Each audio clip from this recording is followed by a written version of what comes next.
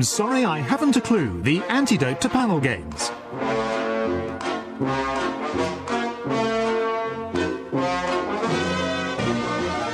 At the piano is Colin Sell, and your chairman is Jack Dee. Hello and welcome to I'm Sorry I Haven't a Clue.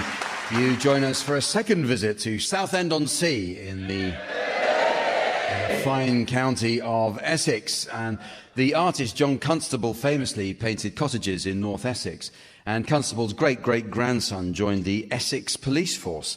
As they didn't want to call him Constable, he was asked to change his name to something less confusing and so became known as Constable Bent Bastard.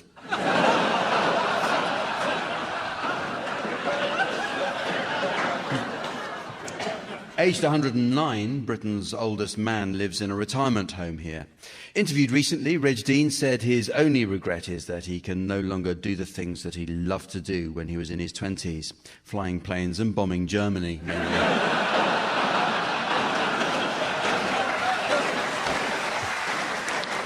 Britain's previous oldest man died last New Year's Eve. He suffered a fit while playing charades and passed away surrounded by his family shouting, "Is it Dirty Dancing?"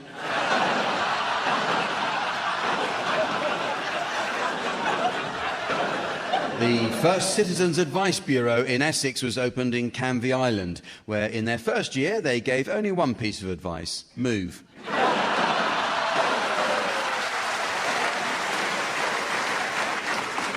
The inventor and wireless pioneer Marconi set up the world's first regular radio broadcasts from here. The company that bears his name later made televisions, as well as the first ever TV remote controls. These Italian-made controllers worked well, except if you were watching a war movie when they kept switching sides.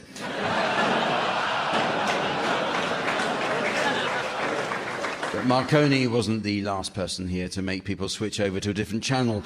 Let's meet the teams. They are, on my left, Barry Cryer and Sandy Toksvig. And on my right, Miles Jupp and Richard Osman. And the lovely lady who's been the team's right hand for many years, please welcome our scorer, the delightful Samantha.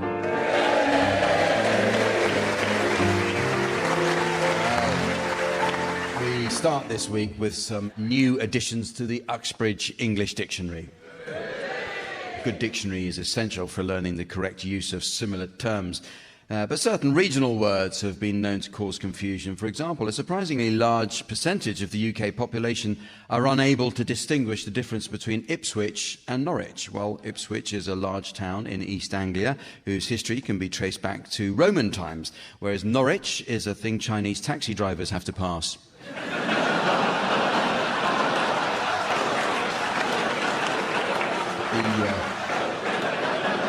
But the meanings of words are constantly changing, team. So your suggestions, please, of any new definitions you may have spotted recently. Richard, you can start. Bigamist. Heavy fog.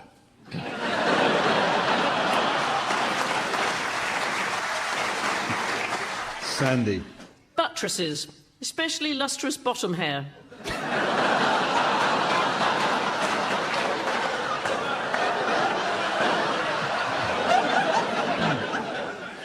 Barry? Biddyford, a fiesta for an old lady. Miles? Mirth. A French moth.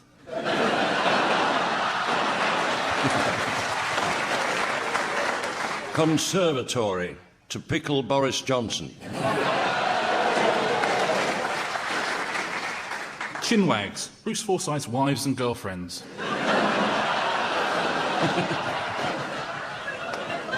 Bicker, like a ballpoint, only more so. Potpourri, the aroma of dried Teletubby.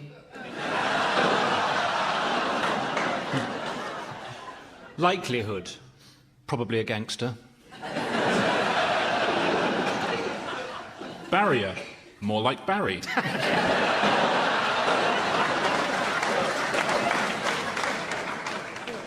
Referendum. That's the last time I ask you.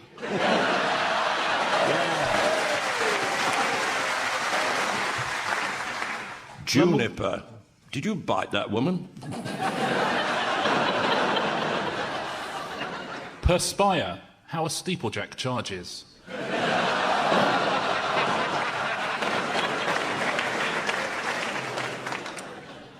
Glamorgan, male version of the vajazzle.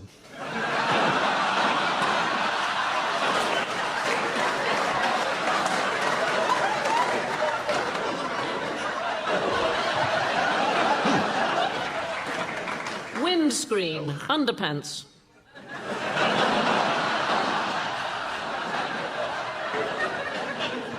Shootout, someone selling shoes at above their market value.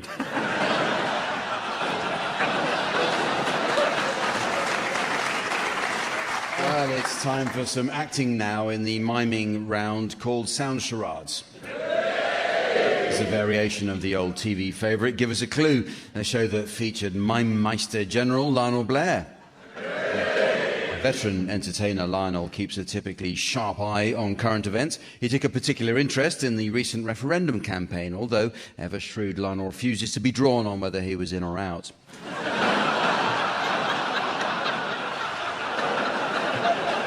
Miles and Richard. Miles and Richard, you're to start, please, and your title will shortly be displayed to the audience via the laser display screen. Again, the mystery voice for listeners at home. Pointless celebrities. Pointless celebrities.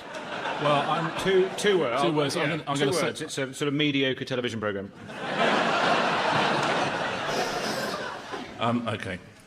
Oh, this is a lovely restaurant, Miles. Certainly is, Bring me isn't it. it? No. Don't look now. Ooh. Guess who I've just seen? Literally just over your left shoulder. Oh, yeah. It's Piers Morgan.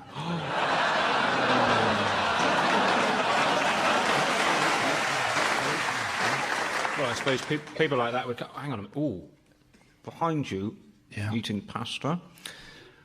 One of Jedward. Wait. Miles, drink up. We're leaving. It's Katie Hopkins.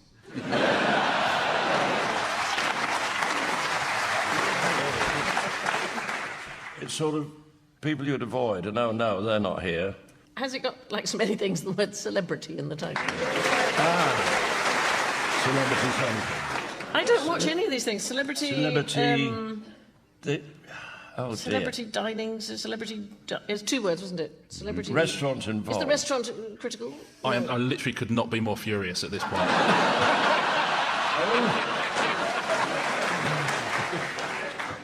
Oh, is there the thing you do? Do you do a celebrity one? Please let him down gently, sir. Oh, it's that must-see. What's it called?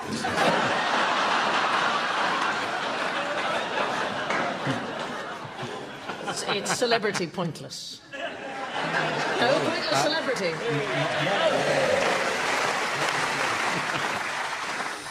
Good. It's going to be an interesting meal after the show, isn't it? OK, final title is being displayed for you, Barry and Sandy. And here, once again, is the mystery voice for listeners at home. The Royal Hunt of the Sun. The Royal Hunt of the Sun. Okay. 6 words. Play in a film. Right, here it goes. Camilla. Who?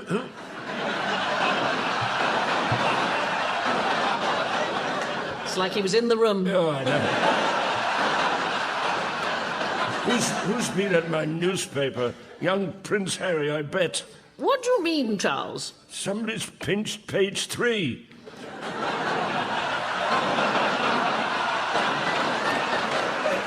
I can't find it anywhere. The end.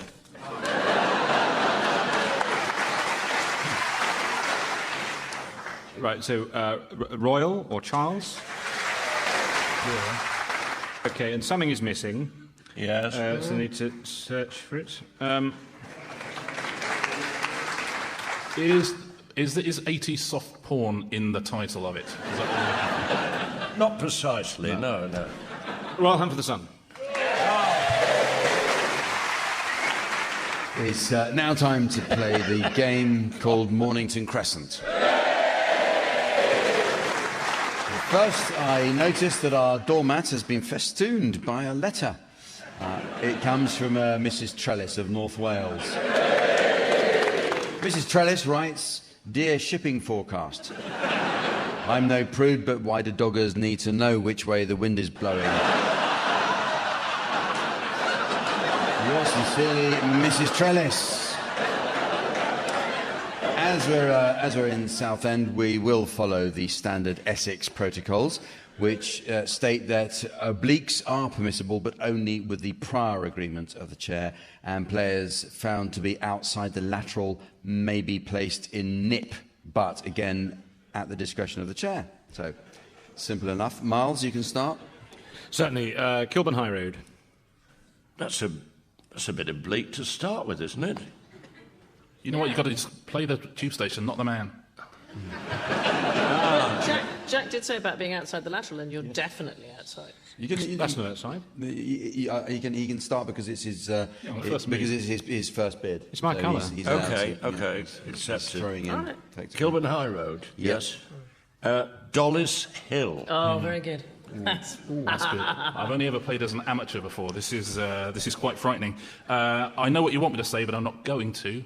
I am going to say Turnham Green. Oh, he did? Yeah. Thank you. Richard, you're saying Turnham Green, are you? I am, yeah. Let's see. It's right.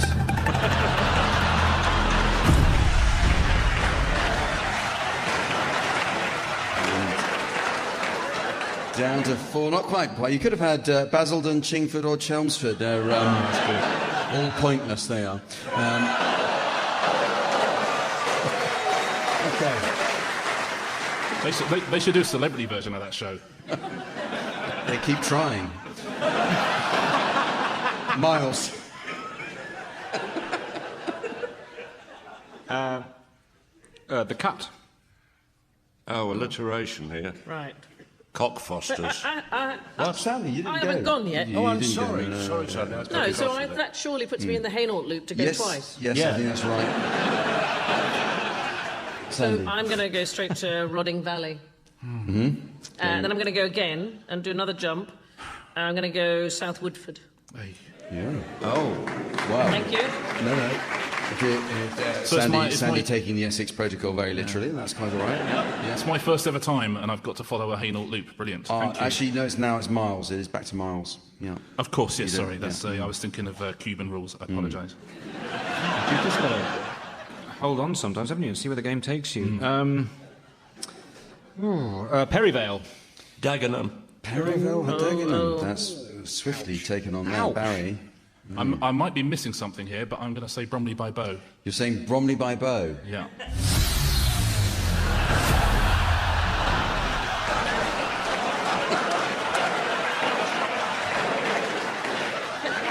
Bad Jack, can luck. I ask you a question? Yes. Is that sound effect something we're supposed to recognise? It is.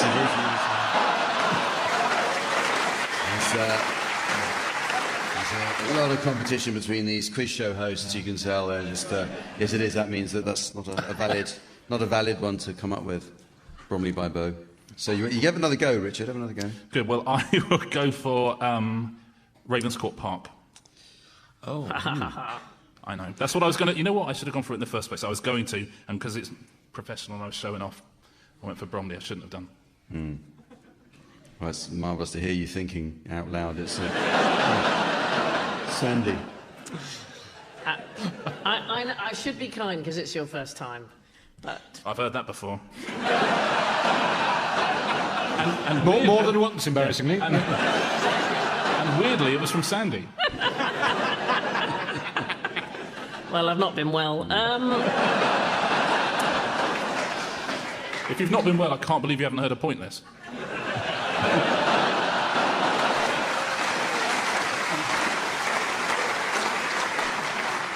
I do this weird thing. I've taken up reading.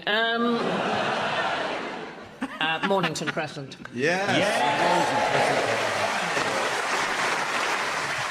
Excellent round. Well, this next round takes a look at popular Essex culture and customs. Culture in Essex dates back millennia, as local archaeologists recently proved after unearthing evidence from the Bronze Age, a Neolithic tanning salon. OK, teams, I'm going to read to you a selection of genuine magazine and newspaper articles containing the words of a renowned local celebrity from which certain key passages have been removed. And your job is to fill in the missing bits. And the local celebrity in question is none other than star of the BAFTA-winning reality TV show The Only Way is Essex, Joey Essex. So can you fill in the missing parts from this interview? Everyone says I'm the Essex version of Jim Broadbent. He said, no, Jim Carrey. I sort of rule Essex, he says. I'm famous for my Joey Essex words. If I call someone a pair of Capri Suns, I'm... using up 50% of my vocabulary. I'm calling them really silly. That's a good one. I wasn't born in Essex, you know, but I was called Essex, and then I moved to Essex, which is... Which is why there's a petition to rename me Joey Australia. Which is crazy. When I was on I'm a Celebrity, Get Me Out of Here, some people thought I asked stupid questions. Questions like, who's the Prime Minister of... Nando's.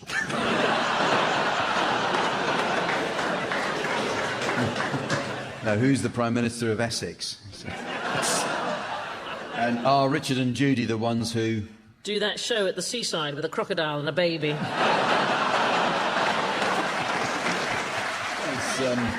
Are Richard and Judy the ones who created the world?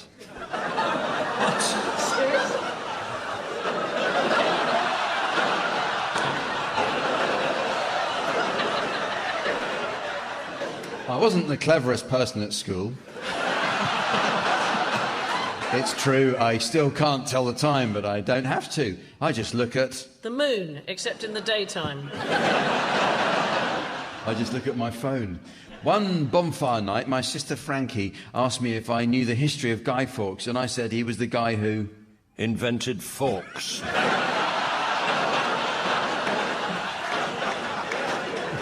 I said he was the guy who died on the cross.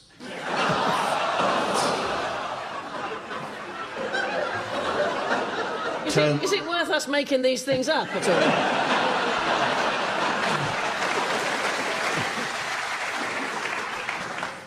I think the first girl I fancied was basically your typical Essex girl with perfect white teeth and... Creosote on her face. and tan skin.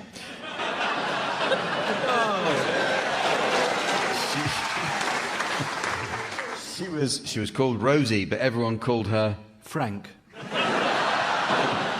Called her Bud.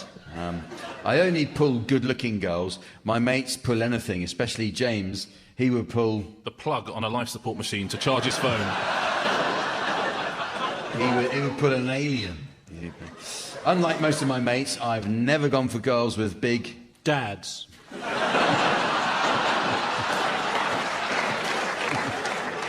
With big boobs. Boobs are weird, really, aren't they? What are they made of? They're like bits of... Cottage cheese in a dog poo bag.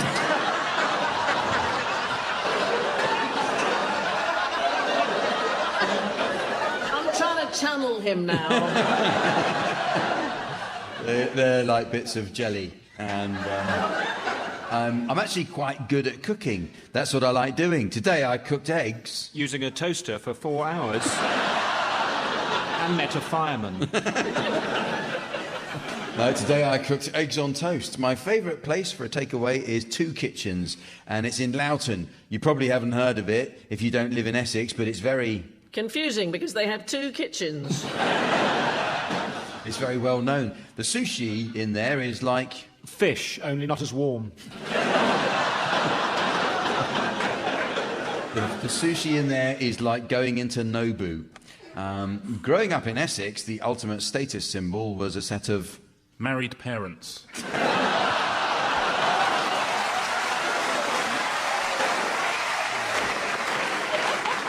It's all right for you, I've got to come back here on tour. Not anymore, you don't. It was a set of wheels. My first car was a silver Ford Fiesta. One day, bang, boof, all this smoke started coming out of it, and I thought... Hope that doesn't happen to the car.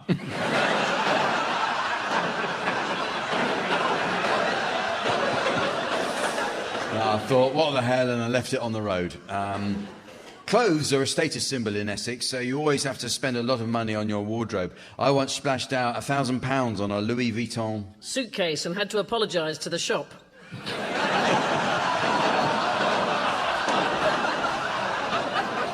Louis Vuitton tracksuit.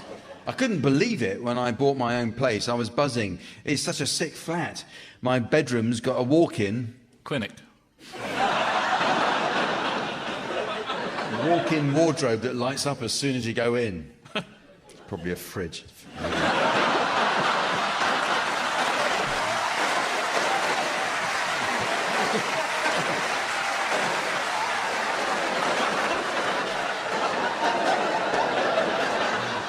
When I did the show Splash, Tom Daly told me the 20-metre diving board was his second home. I thought that meant...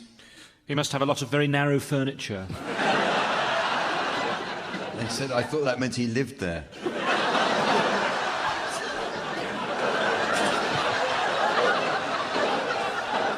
In the show, celebrities compete against each other in a diving contest. I wore extra tight, extra short trunks. On the back, they even had... a sign saying front.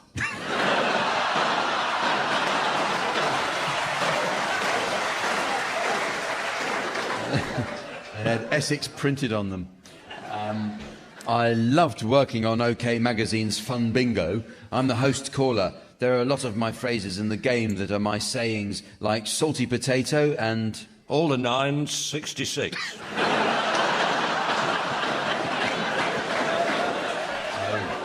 And ream, it's fun. I like watching American TV shows. They're very deep. I'll only turn off the TV if there's something gross or something quite intense, like... dialogue.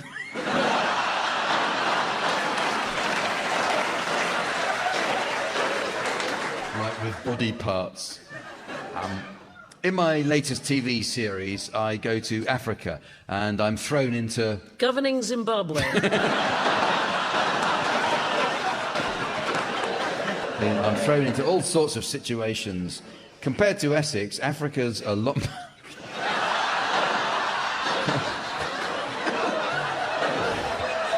Compared to Essex, Africa's a lot more different, obviously. They don't really have... mould and salt, for example. They don't really have houses, do they? I like animals, but they must have quite boring lives. The animals in the wild, they can't exactly... take advantage of the fact that entrance to most museums is free.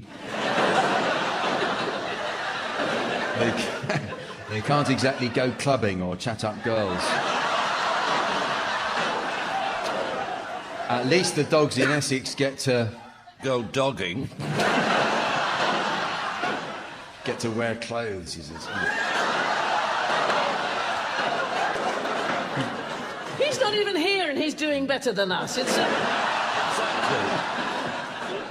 The animals I loved most in the whole wide world were frogs. I was addicted to them. Nanny Linda had a boyfriend who had loads of frog spawn, and he'd let me take it home and put it in my pond until... until Nanny Linda pointed out it wasn't frog spawn.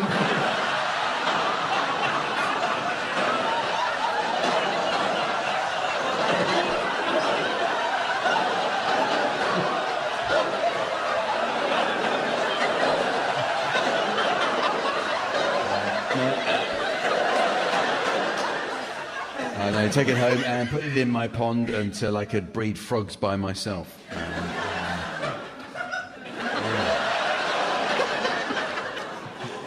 Ladies and gentlemen, it's very nearly the end of the show, but there is just time to fit in around a Rodent Film Club. Samantha tells me she's just nipping off with a gentleman friend to the local rodent rescue sanctuary to show him the little squirrel she's adopted. She says she'll probably let him hold her little tufty before helping him bury his nuts out in the garden.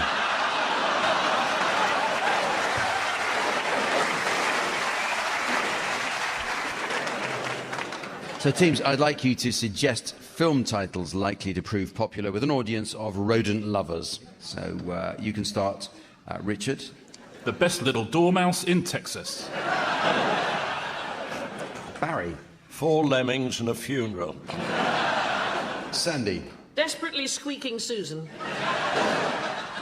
Miles. The colour gerbil.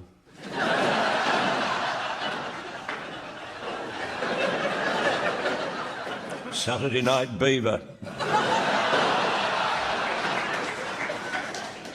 The postman always brings mice. Ferris Bueller's Day Off.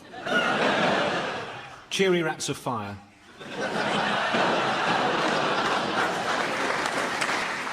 Rent a Kill Bill.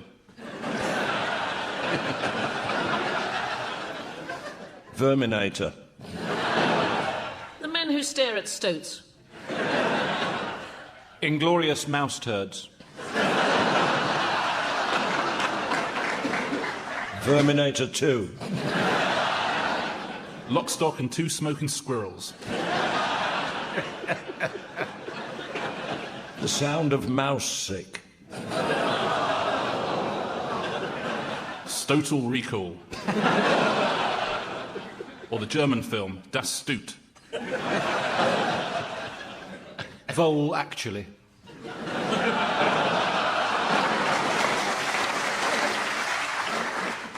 And so, ladies and gentlemen, as the jippy tummy of time confronts the partially thawed prawn of pestilence, and the Imodium of immortality is powerless to prevent the dastardly diarrhea of destiny, I notice it's the end of the show. So, from the team, Samantha and myself, and our audience here in Southend, it's goodbye. Goodbye. Harry Cryer, Miles Jupp, Richard Osman and Sandy Toxby were being given silly things to do by Jack Dee, with Colin Sell setting some of them to music. The programme consultants were Ian Pattinson and Fraser Steele. And the producer was John Naismith.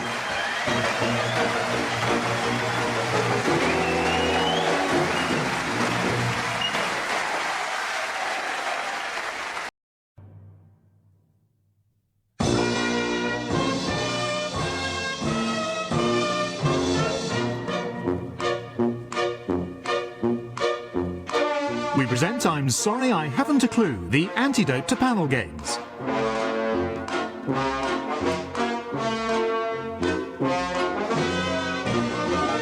At the piano is Colin Sell, and your chairman is Jack Dee.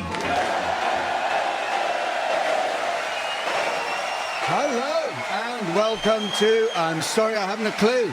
You join us this week at the Pavilion Theatre in the fine city of Glasgow. In the 1950s, central Glasgow became notorious for its street crime.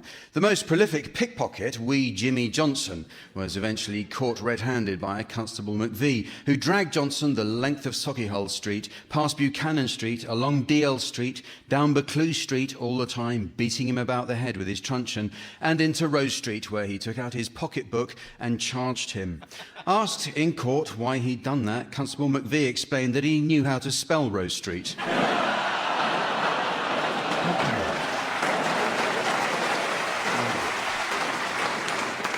The illusionist Henry McIlvenney worked the variety halls and bars of Glasgow in the 1950s. McIlvenney also discovered the secret to becoming invisible when he passed the hat round in a Parkhead pub.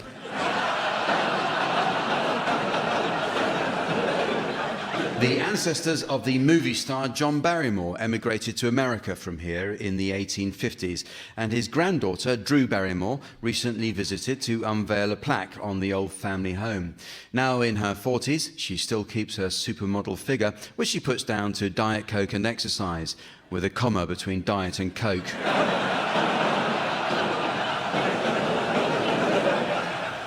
When earlier this year it was discovered that carbon emissions from Glasgow and its surrounding towns will eventually put much of northern England under floodwater, the Scottish Environment Agency immediately sprang into not giving a toss.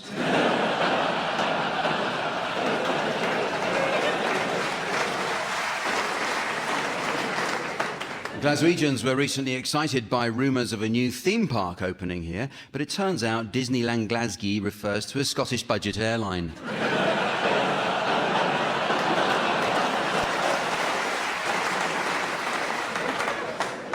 Glasgow's Prestwick Airport is famous as it was visited by Elvis Presley in 1960 when he made a short stopover on his way back from serving in the army in Germany. Elvis never came back to Britain again and passed away in 1977 in the toilet. But he's not the last visitor here to have died on his arse. Let's meet the teams. They are, on my left, Barry Cryer and Fred MacAulay. And on my right, Tony Hawks and Susan Calman. And taking her place at the desk next to me, please welcome our scorer, the ever-fragrant Samantha.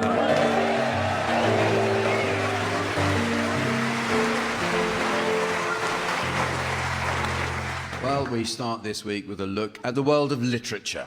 A visit to a bookshop is one of life's great pleasures, although it can be confusing. Earlier today in Glasgow Waterstones, Samantha tells us she asked for Fanny Burney and was directed to the medical section.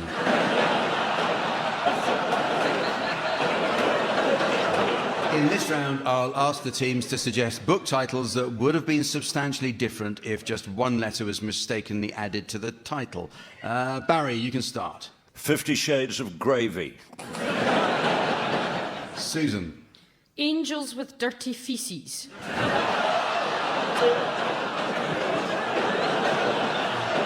Fred. Hi, Claudius.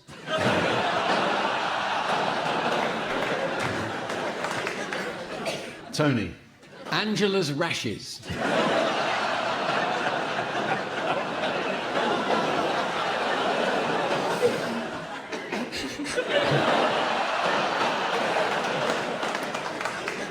Ian Fleming's Dr. Knob. The Hunt for Fred October. 5 Go Clamping. Wart and Peace. Little Fred Riding Hood. I think you know what I'm up to. Fart from the madding crowd. Finnegan's Awake. Don't Quixote. Harry Potter and the Philosopher's Stoned. Tarka the Rotter. Moby's Dick. Me, Ian Kampf.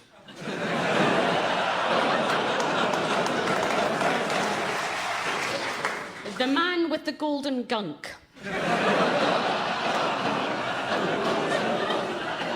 Well, it's time now for a musical round, as I ask the teams to play one song to the tune of another. Now, this shouldn't be confused with Andrew Lloyd Webber's greatest hits, one song to the tune of Mendelssohn's Violin Concerto. At the piano, we have Colin Sell. Scottish listeners may be interested to learn that Colin was the man behind Wet, Wet, Wet, still Radio Clyde's most accurate 3-day weather forecast. So we'll start with you, Barry. I would like you to sing the words of Run, Rabbit, Run to the tune of the theme from Swan Lake.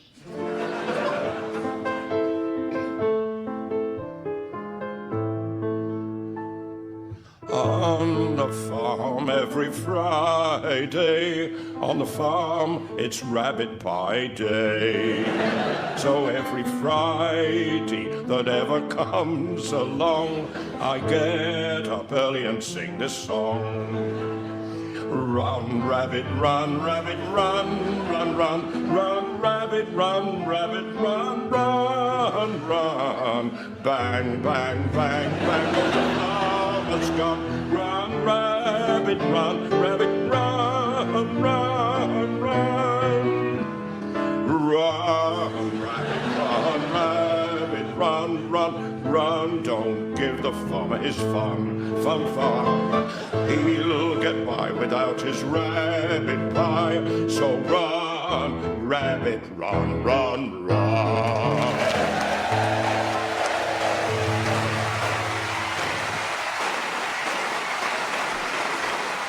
Thank you, Barry. Well, it's you now, Susan. I'd like you to sing the words of I Will Survive by Gloria Gaynor to the tune of I Belong to Glasgow.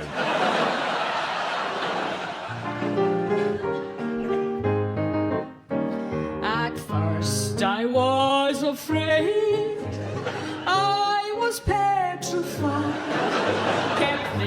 thinking I could never live without you by my side. But then I spent so many nights thinking how you did me wrong. And I grew stronger, I learned how to get along, and so you're back from outer space.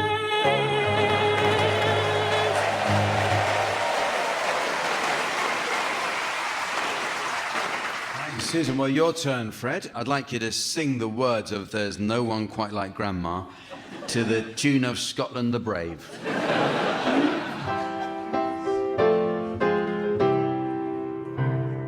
There's no one quite like Grandma, and I know you will agree that she always is a friend to you and a friend to me. There's no one quite like Grandma, she's there in times of need, for it's bedtime on her knee, to us a book she'll read. Grandma, we love you, Grandma, we do, though you may be far away, we think of you.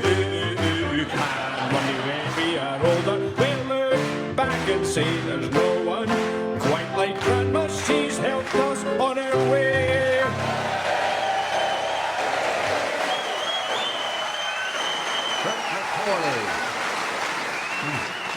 You even clap along aggressively, don't you? Finally, Tony, I would like you to sing the words of Relax by Frankie Goes to Hollywood to the tune of There's a Kind of Hush by the Carpenters.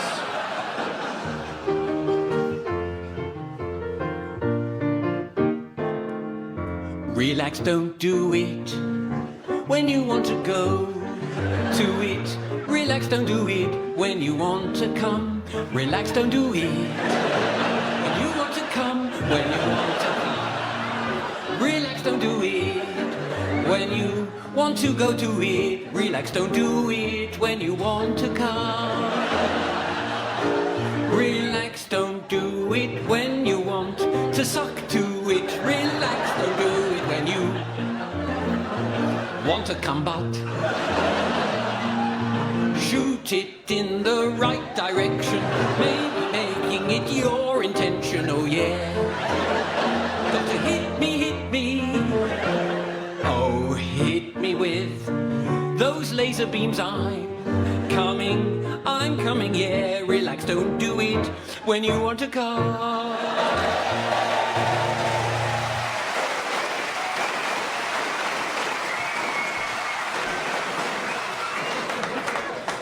Well, the next game is called Word for Word, and it's all about words. In the modern era, it's virtually impossible to misspell words. This is due to the pioneering work of the German etymologist Otto Correct. In this game, each team attempts to exchange unrelated words while the opposing team tries to spot a connection. Susan and Tony, you can start exchanging your words, while Barry and Fred, you should challenge to take over play if you think you've spotted a connection. So off you go, Susan and Tony. Phlegm. Malfeasance. Hexagonal. Manky. Sloth. Crisps. Puppet. Spiral. Glove. If that got Barry. Sorry. Spiral Gloves, Sixes rock group. You must remember them. What was the name of their album? Fit like a glove. Do you remember how it went, Barry? Yes. Go on then.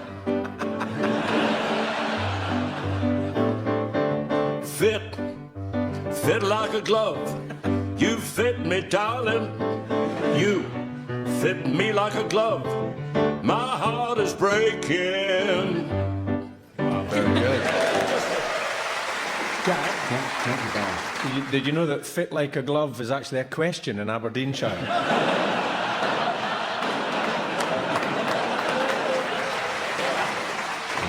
Now I'm not sure what you're getting at. So yes, correct. Yeah, okay. I'll accept that challenge. Spiral Glove, the '60s rock group. So over to you, Barry and Fred, to carry on. Abacus. Tree line. Belligerent. Tugboat. Susan. I saw a tugboat that was looking quite belligerent the other day. It wasn't doing what it was meant to, so I believe a tugboat as a personification of a boat can be belligerent. Thank you. Can be. How could you tell the tugboat wasn't doing what it was supposed to be doing, was it? Because the sailor, if that's the right term, was looking quite annoyed and shouting, "The other way! The other way!" Well, she's actually right. I saw that as well. It was pushing. Yeah. Thank you, Fred. It's nice to see someone playing the game with honesty. Thank you very much. Thank you. OK, well, I'll accept that. I'll accept that. So over to you, Susan and Tony. Velvet. Carnage. Got their album as well, have you? It was Fred, actually. It was Fred. It's Fred. It's a nightclub on the Fulham Road. Velvet Carnage. And what sort of nightclub is it? It's one of these places where women will dance in front of you semi-naked for 20, however much it costs. No idea, but I've heard about it. The thing is, to be fair, that can happen in Buchanan Street bus station as well. I was going to say pounds, not pence. So, Velvet Carnage, you say? Yes, yeah. A place where you go for a belligerent tugboat. So, yeah, I accept your challenge. Fred and Barry. Diagram. Stairwell. Yes, sir. Tony, straight in there. Well, you can't have a stairwell, build it without a diagram of it to start with. I mean, they go together like glove and velvet. Yeah. If you walk down the stairs to the dressing rooms in this building, they were never on a diagram. That's right. Right, we'll do one that's 9 inches, then one at 6 inches, another one at 10 inches. Yeah. It's all right if you're sober, Fred. So I'll give that to you, Tony and Susan. Yes, that's over to you two. Oh, but there goes the gong, which tells us it's the end of the game, so we won't know what you were going to come up with next, Tony and Susan. Nor will we know who won. So on to the next round, which celebrates all things Scottish. Greenock gave the world James Watt and his steam engine. Alloway gave the world Robert Burns and his poetry. And Glasgow gave the world the secure online money transfer system PayPal Pal. Teams, I have before me a selection of unfinished Scottish quotes from various sources, and your job is to complete them. All right, so maybe we'll start with you, Fred. Here are some words of Nicola Sturgeon. I've never had a voice coach, but I am about to name drop horrendously here. I did once get some advice on how to project my voice from Sean Connery. He said it's all about where you... Shit.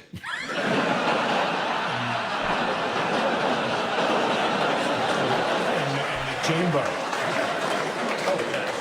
It's all about where you shit in the chamber.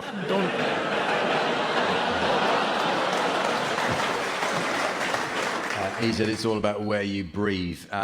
Susan, this is James VI of Scotland and James I of England on smoking. It is a custom loathsome to the eye, hateful to the nose, harmful to the brain, dangerous to the lungs, and in the black, stinking fume thereof, nearest resembling the horrible Stygian smoke of the pit that is... Muirfield Golf Course.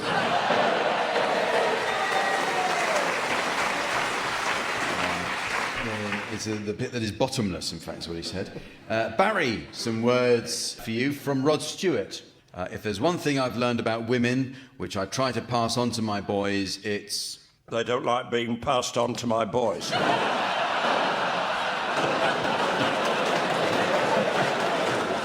It's listening. Listen to the other side of the story first. Finally, Tony, some words from a commercial for Baxter's Soup. You'd have to go to extreme lengths to find a better cock. Mr. Hawkes. It's extreme lengths to find a better cock-a-leaky soup. OK, well, here are some for any of you to have a go at. From Macbeth, this. Tomorrow and tomorrow and tomorrow. Well, that'll be Friday, then.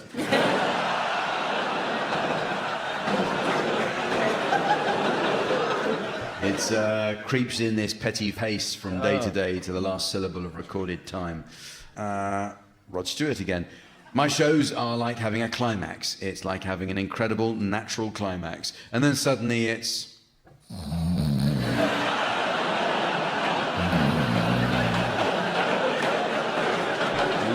then suddenly it's all finished and you don't know what to do next. Gordon Brown. They should never have put me with that woman. She was just a sort of bigoted woman who... happens to live in a palace.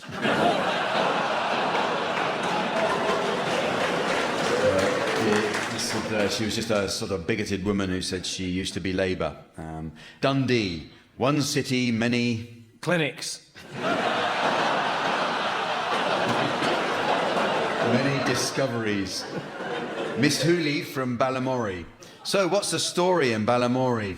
Well, today in Balamory it's a sunny day and everyone here is... topless! is busy going to work and school. Here's Sean Connery. Perhaps I'm not a good actor, but I would be even worse at... systems analysis.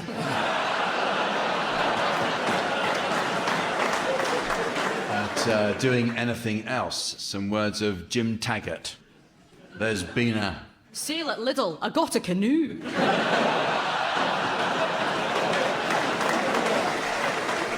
There's been a murder. And finally, it's the McVitie's Penguin. Pick up a... prostitute. A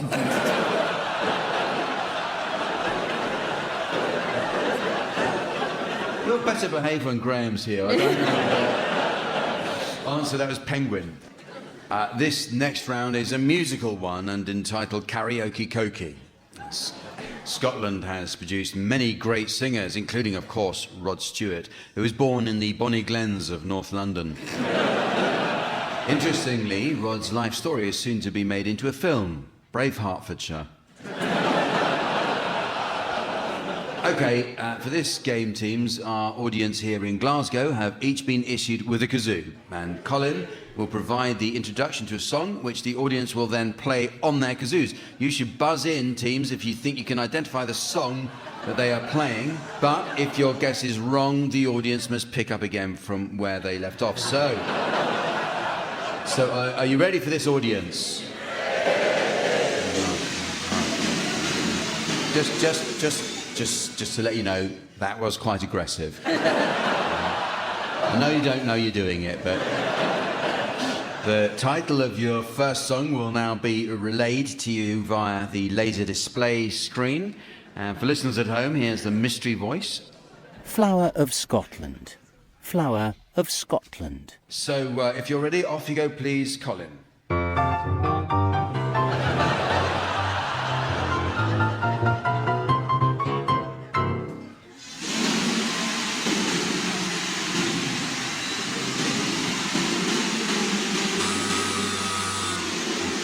Susan. That was amazing. And I think that was the most glorious rendition of Flower of Scotland. Flower of Scotland.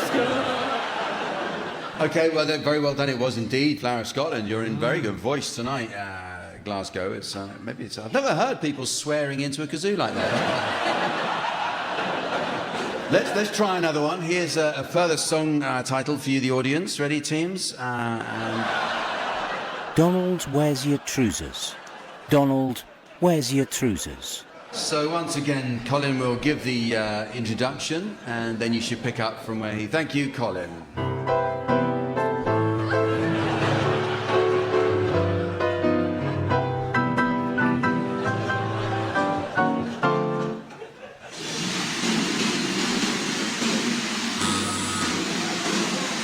Fred. Clearly, there's something wrong with the digital display. That, once again, is Flower of Scotland. It wasn't Flower of Scotland. I think you came in... In fairness, I think there's rather too many of you playing, and you made the bold decision to play it in the round, which didn't help. So I think we should we'll cut it down in numbers a little bit now. Just those of you in the upper circle. Upper circle, please. I'll count you in. 1, 2, 3, 4. Susan. Is it Taylor Swift Shake It Off? It wasn't. The air is very thin up there, in fairness. So quite difficult. Let's reduce it. I think we need fewer people playing for us to hear it more clearly. Let's just say just moderate drinkers only.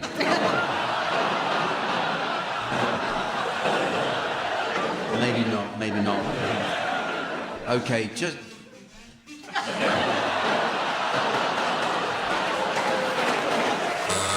Yes, Tony. Was that all by myself? That was Sister Mary giving us a lovely rendition. And she doesn't even have a kazoo. Let's not go there, Fred.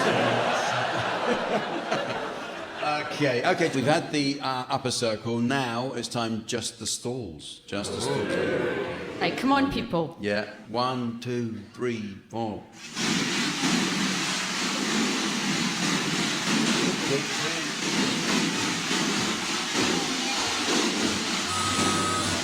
Tony. Donald, where's my trolley?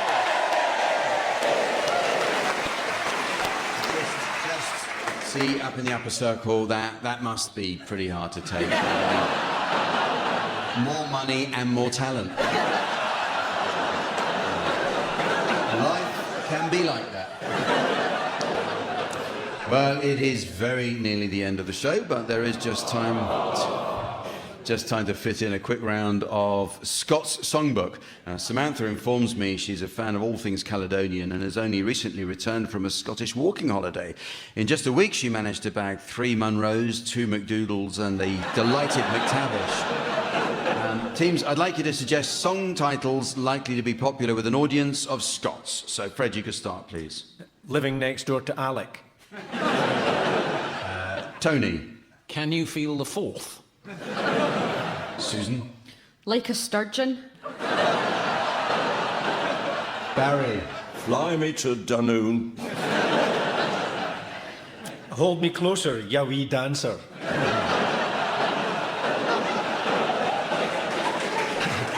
I just called to say Isle of You. You've lost that Govan feeling. I've got another Elton John one. Pure Rocket Man. Well, one by the Stranglers, Gordon Brown. We all live near a Trident submarine. If I had a hammer, I'd toss it in the morning. Sunday Bloody Herald. Jambalaya, aye.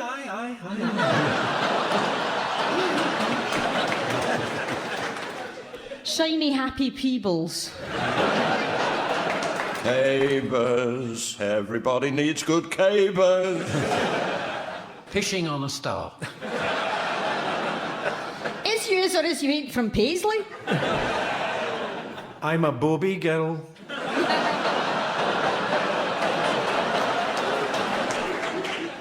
Walk like a Glaswegian. Hit me, baby, one more time and I'll break your jaw.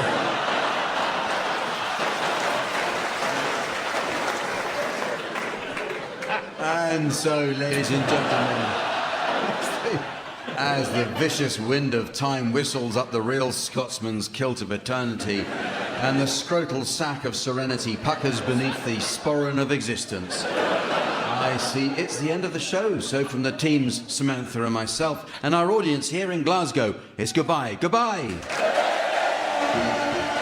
Barry Cryer, Tony Hawks, Susan Calman and Fred MacAulay were being given silly things to do by Jack Dee, with Colin Sell setting some of them to music. Programme consultants were Ian Pattinson and Fraser Steele, and the producer was John Naismith.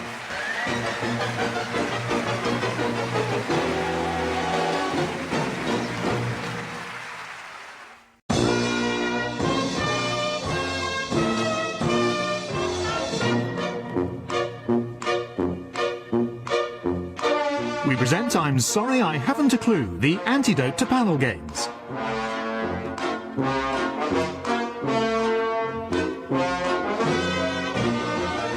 At the piano is Colin Sell, and your chairman is Jack Dee.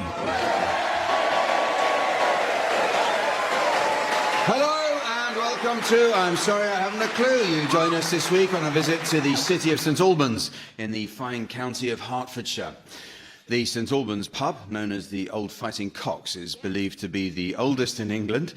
It's recorded that when Sir Walter Raleigh stayed there in 1581, he slipped when descending the rickety staircase and bumped down the entire flight, causing him a painful injury. There's a fine portrait of Raleigh in the bar that depicts him wearing a huge ruff round his neck, which his wife fitted to stop him from licking his backside.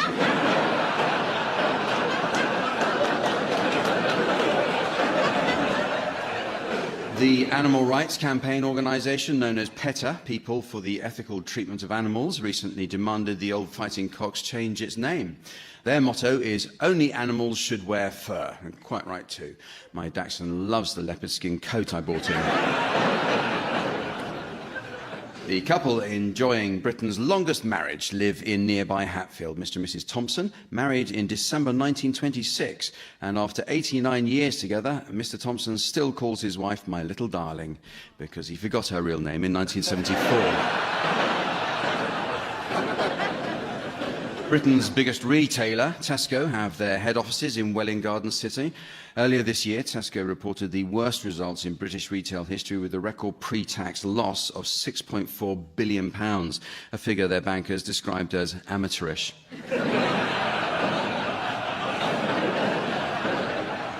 It was scientists at the Hertfordshire Institute of Automotive Technology who developed the reversing sensor, which is fitted to many modern cars as an aid to parking in tight spaces. It even has a fail-safe audible signal to tell you if it's not working, the sound of an indicator getting crushed against a lamppost.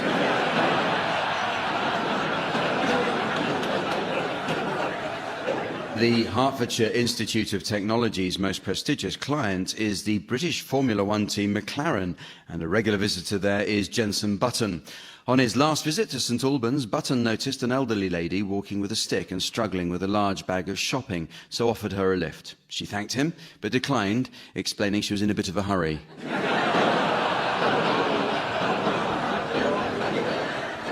The former intelligence officer, Sir Brian Tovey, attended primary school here and rose to become the director of GCHQ Cheltenham.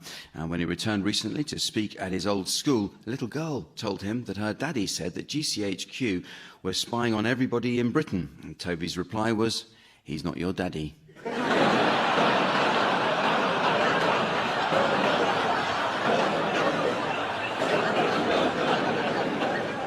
St Albans is home to the British headquarters of Laboratoire Garnier, where after 30 years of research, it was announced that they've identified the most common cause of dry skin: bath towels.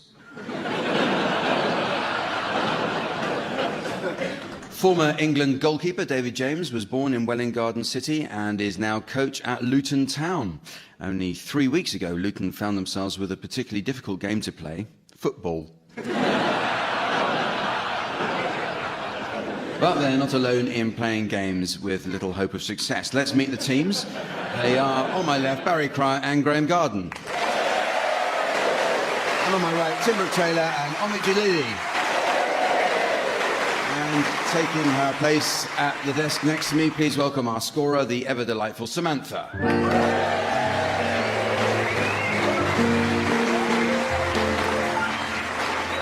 Well, we start this week with a look at typographical errors. I'm sure we're all aware of the havoc a single mistyped letter can cause. Writing his memoirs recently, our own Barry Cryer suffered a proofreading nightmare with a mistyped J, while an extraneous P resulted in a lengthy ban from the day room. In this round, teams, I'd like you to suggest songs which would sound very different if one letter had been mistyped. Graham, off you go. Hey, nude. Tim? 50 ways to leave your liver. Omid? These boobs are made for walking. I've got flu, babe. Got to get you into my wife.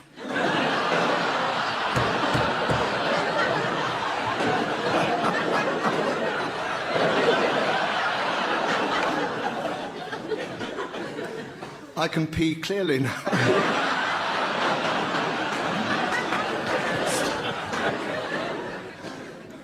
Don't stand so close to me.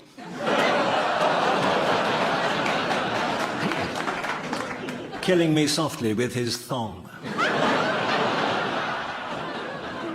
Wild thing, you make my farts sing. You've lots that I love feeling. I left my fart in San Francisco. Last night, a DJ shaved my wife. Stop in the name of Gove.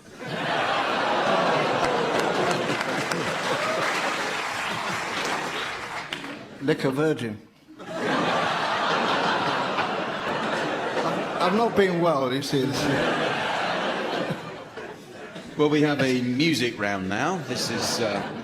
This is where I ask teams to sing one song to the tune of another. Shouldn't be confused with Status Quo's greatest hits album. One song to the tune of the same song.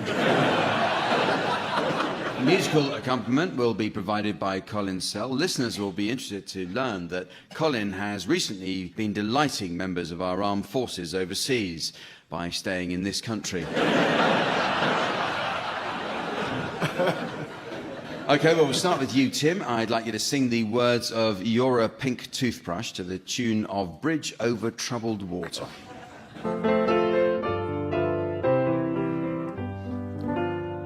You're a pink toothbrush, I'm blue. Toothbrush, have we met somewhere before?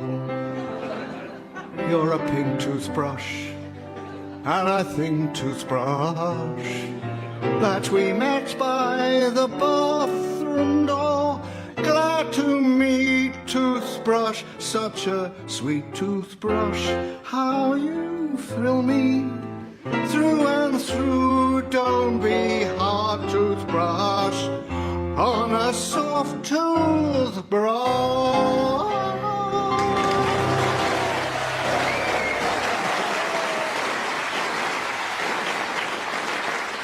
You now, Barry, and I'd like you to sing the words of Sex on Fire by the Kings of Leon to the tune of Zippity Doodah.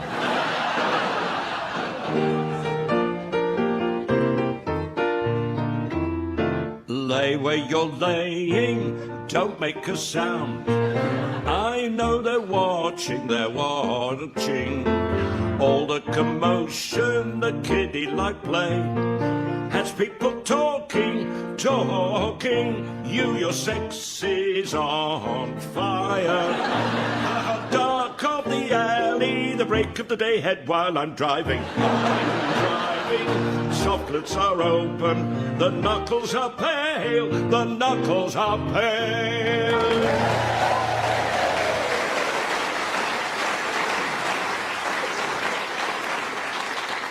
Graham, you're next, and I'd like you to sing the words of Mr. Boombastic by Shaggy to the tune of O Sole Mio.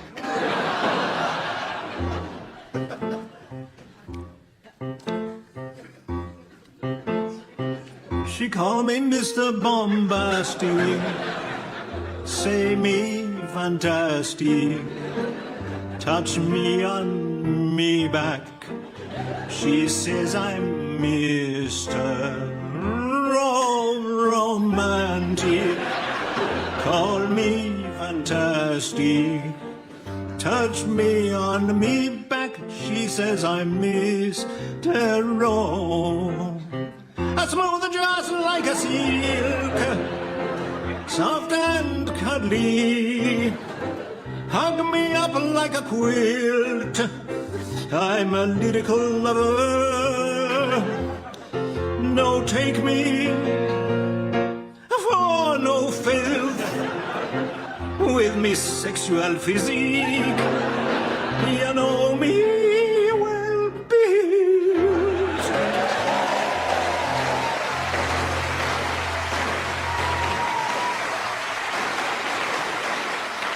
And finally, Omid, I'd like you to sing the words of Something Inside So Strong by Labi Siffre to the tune of Supercalifragilisticexpialidocious.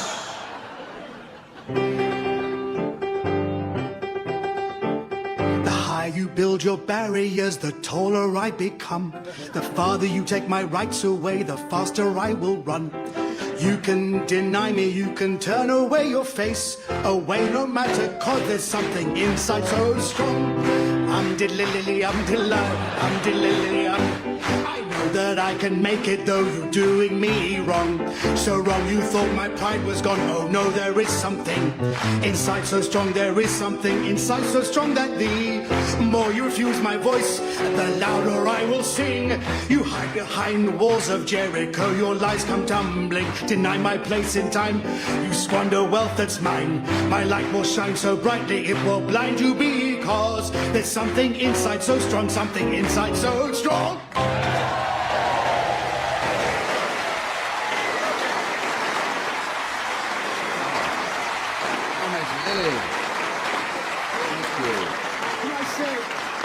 Can I say your clapping didn't help one bit?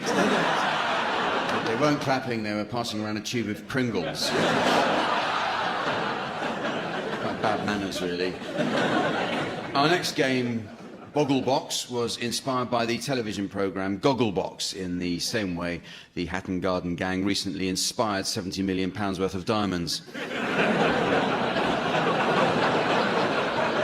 OK, teams, I'd like you to take turns sitting on my imaginary sofa watching television. However, the opposing team is unable to see what show you're watching, and their challenge is to guess the identity of the TV show from your comments alone. We'll start with you, Barry and Graham, and your programme's title will now be displayed to our theatre audience via the laser display screen. For listeners at home, here's the mystery voice.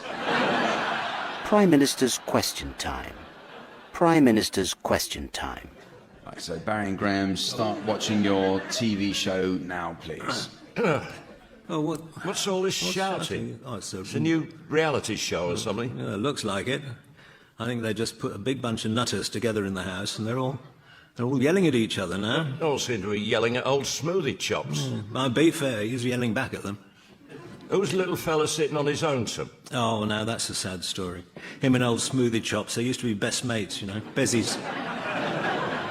Did everything together. What went wrong? Well, after the public voted for a mass eviction, they've not been speaking. Is it a team game? Well, you'd think so. The team members keep stabbing each other in the back. Right?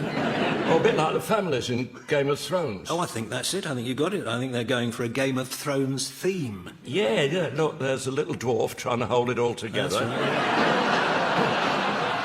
Jumping up and down, trying to keep order. Yeah, and there's that spooky woman who brought that huge wild tribe down from north of the wall.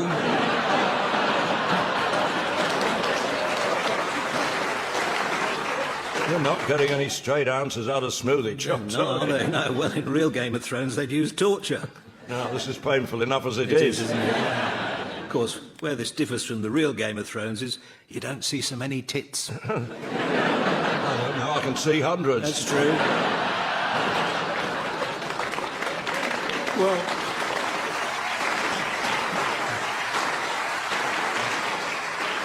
it's quite clearly not as bad as Prime Minister's Question Time.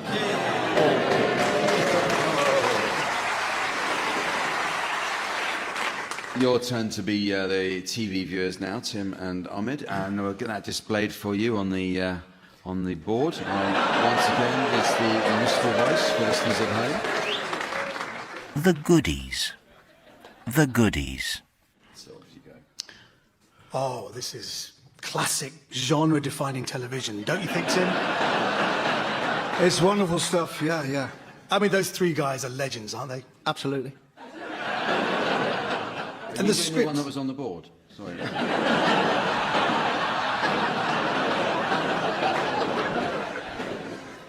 Hey, I mean, the scripts are just faultless. Indeed.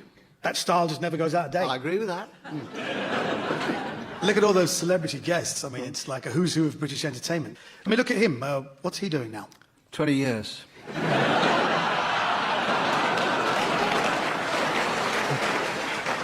lie never. This is just terrific. This is the sort of classic TV the BBC must be repeating every 6 months, is it not? You're taking the piss now, aren't you? Yes, sorry, Tim. The end.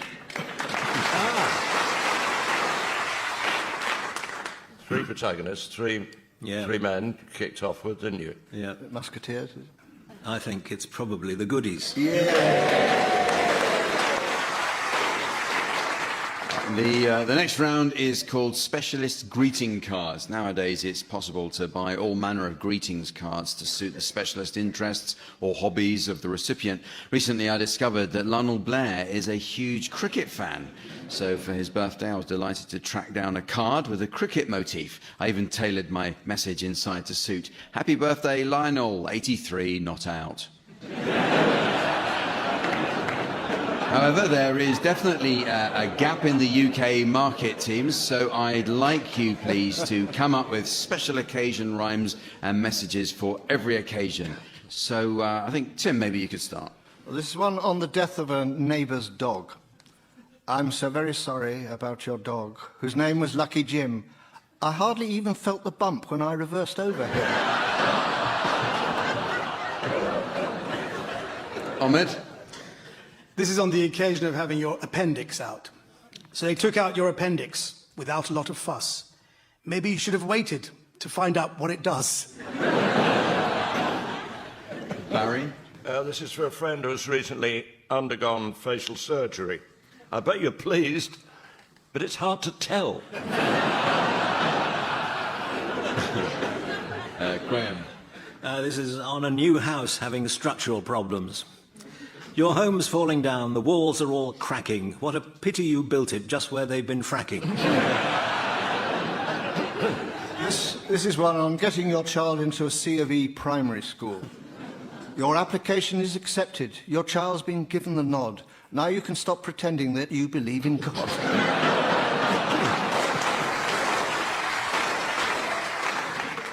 On the occasion of a friend's circumcision.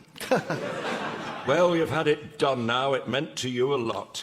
I might take a tip from you. On the other hand, perhaps not.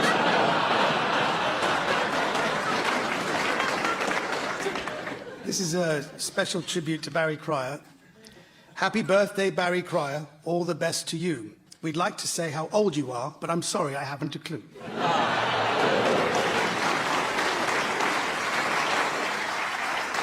Here's one to somebody on losing a beloved rabbit.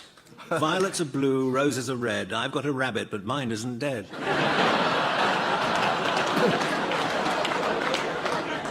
This is one on moving to a new house in St Albans. Congratulations on your brand new home, in Verulamium as it was once known. It's a Latin word which I'll translate if I'm able. It means it could be much worse, it could be Dunstable.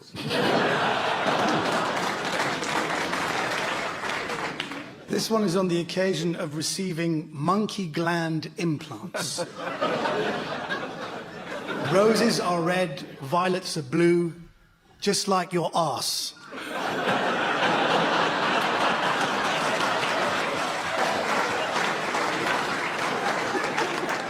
Here's one on being sent to prison. Roses are red, my favourite flower. Take care not to drop the soap in the shower. Congratulations on getting a job as a traffic warden. Roses are red, violets are blue. How do you sleep at night, you bastard? On the occasion of your failing a colour blindness test. Violets are red, roses are blue. Not that this makes any difference to you.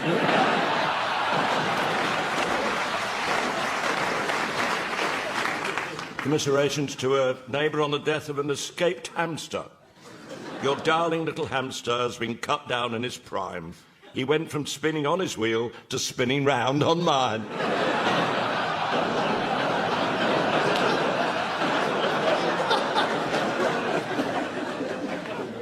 This one is for your least favourite uncle, on the occasion of him having just eaten a steak and kidney pie which you've just laced with magic mushrooms. Wishing you a happy lizards everywhere run.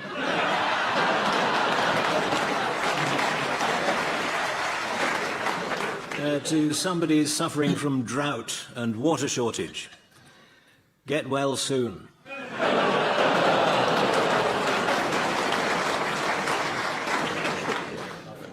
Okay, in this next game, we'll be taking a look at how the great and the good communicate. I'll be asking the teams to take it in turns to improvise the letters sent between two famous figures, with two players providing one word at a time. Barry and Graham, I'd like you to start by composing a letter from local visitor, Sir Walter Raleigh, to Queen Elizabeth I, and then Tim and Omid will come up with a reply and so on. So off you go, please, Barry and Graham. Dear Queen, I have recently visited the continent of America, and there I saw a skyscraper that reached the sky, and furthermore, it also reached the ground. How about that? Also, In the continent of America, I saw a large, diner. yes, A large, diner. hard To believe but it's large. and Full of customers. and They were large. because They were gorging on fast food, and even larger drinks of Coke, and milk, and everything like that. so. What Do you think would you like to come with me to America next Tuesday or Thursday afternoon, or Friday? because I have got two air miles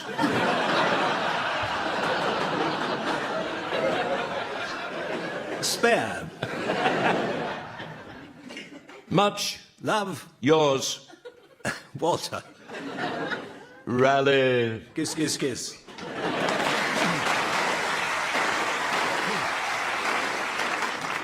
Dear Sir, do please answer Immediately. because I want you.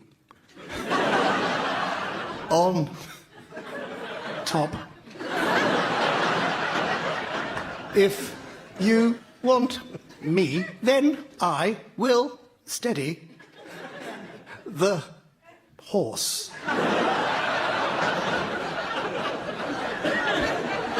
if you know How to drive a horse.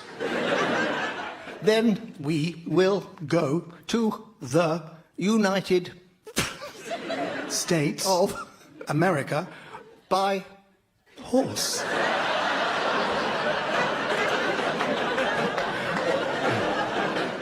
comma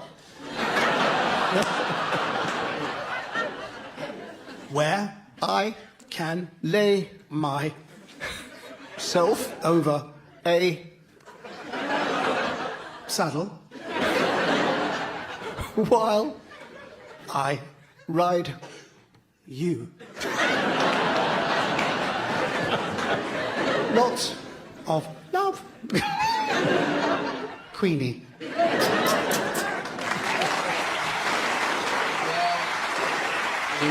It's very nearly the end of the show, but there is just time to fit in a quick round of the Confectioners Film Club.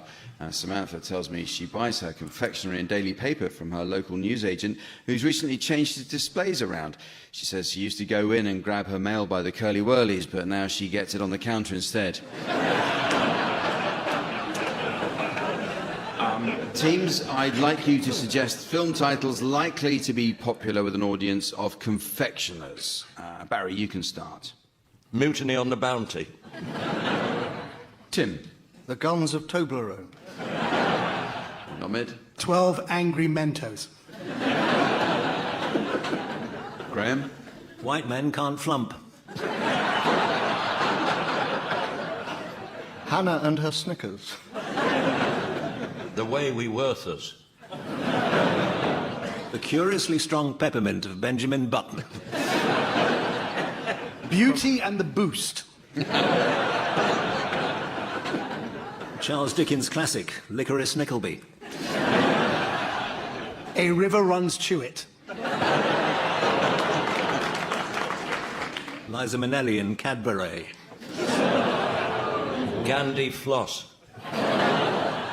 The Maytwix. A toffee, sir, and a gentleman.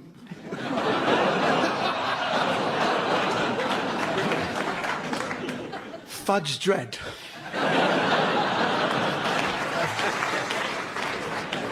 Bring me the Pez of Alfredo Garcia. And so, ladies and gentlemen, as the errant nasal hair of time sprouts from the nostril of eternity and the laughable comb-over of destiny covers the bald spot of existence, I notice it's the end of the show. So from the team, Samantha and myself and our audience here in St Albans, it's goodbye. Goodbye. Barry Cryer, Graham Garden, Tim Brooke-Taylor and Ovid Jalili have been given silly things to do by Jack Dee, with Colin Sell setting some of them to music. The programme consultants were Ian Pattinson and Fraser Steele, and the producer was John Naismith.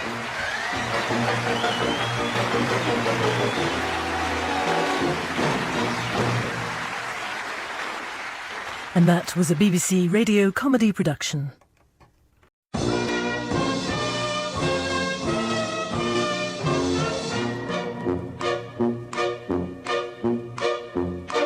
We present I'm Sorry I Haven't a Clue, the antidote to panel games.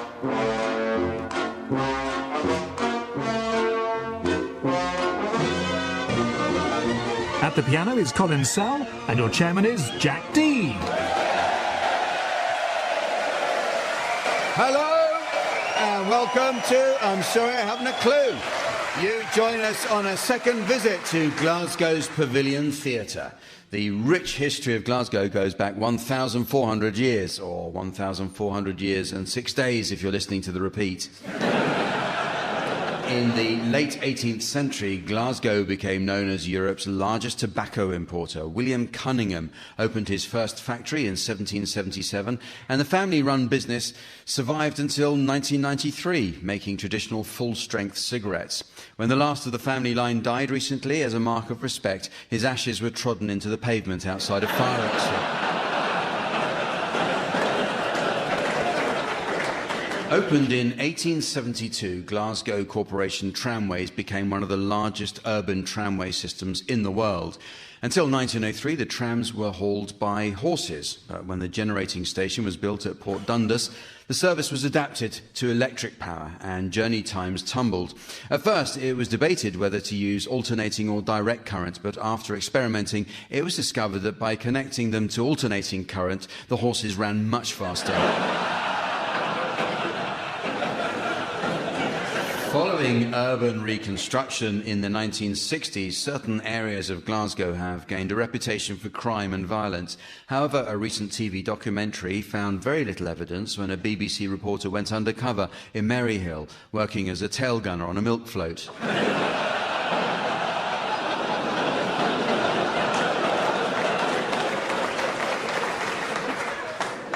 We are today guests of the Pavilion Theatre, which has staged many fine productions, including a recent production of Shakespeare's tragedy, The Scottish Play. I have to say Scottish Play because it's believed that if you say the word Macbeth in a theatre, something awful will happen. Let's meet the teams.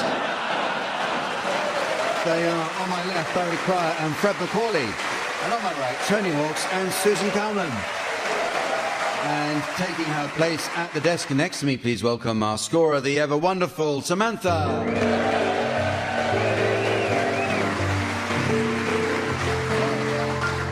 We start this week with some new additions to the Uxbridge English Dictionary. A good dictionary is essential for learning the correct use of similar terms. For example, many people don't understand the subtle difference between the words revolution and coup. Well, a revolution is the forcible overthrow of a government in favour of a new social order, whereas a coup is something a Scotsman milks.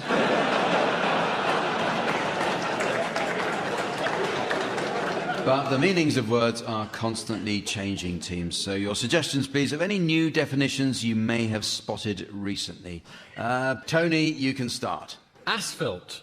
Reason for bringing a court case against an ageing celebrity.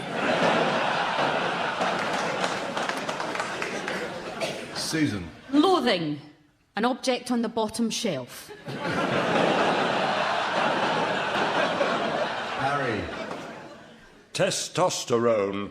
Tessa the d'Urbervilles did a pancake by herself. Testosterone. Lambasted. An illegitimate young sheep.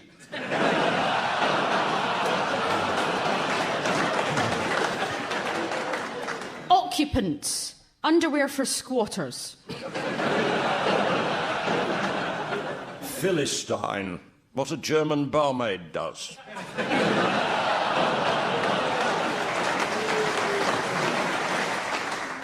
Collusion.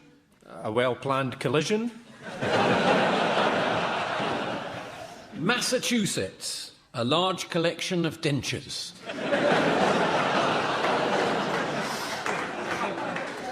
Fastidious. The 3 old presenters of Top Gear.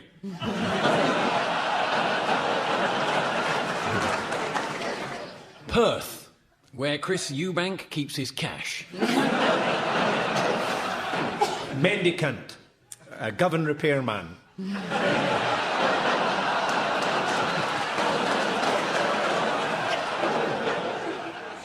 Shavings. What Sean Connery keeps in his bank account. Tracheectomy. The surgical removal of a shell suit.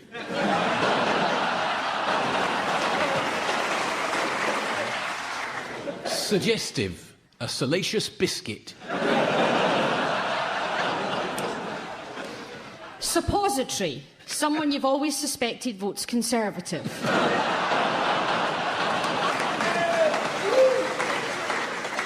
Well, the teams are now going to sing along with some well-known discs in the game called Pick-Up Song. These days, rare vinyl commands a fortune at auction. The holy grail for collectors is the debut single by the legendary singer and road map feature, Engelbert Humpback Bridge.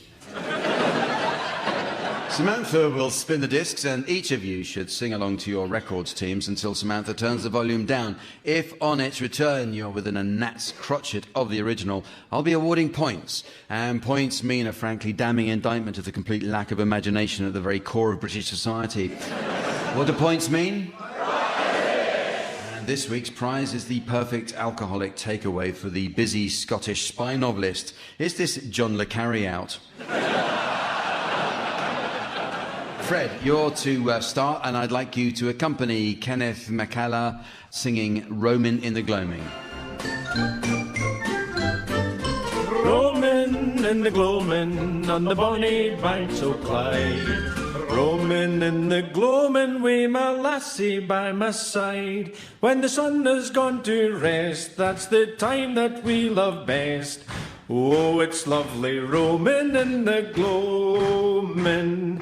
I've seen lots of bonny lassies travelling far and wide, but my heart is centred new on bonny Kate McBride. And although I'm no a chap that throws a word away, I'm surprised myself sometimes at all I've got to say. Roaming in the gloaming on the bonny banks o' Clyde. Roaming in the gloaming, lay a lassie by my side.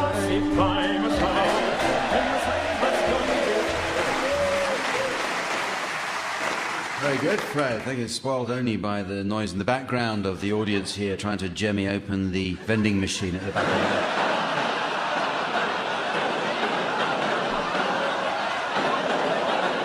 the...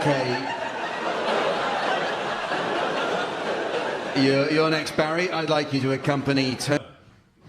With Marie, who's waiting for me there, every lonely city where I hang my hat ain't as half as pretty as where my baby's at. It's just a way to Amarillo. Every night I've been hugging my pillow, Dreaming dreams of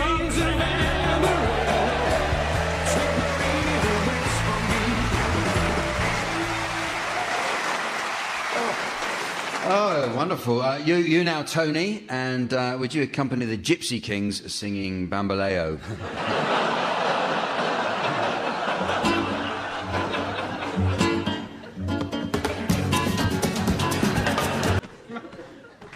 E siamo llegati a sta maniera, non tenere la colpa.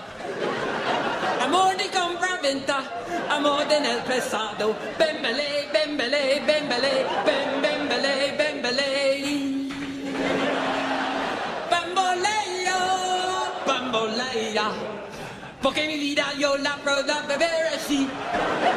Bamboleo, bambolea, bambolea.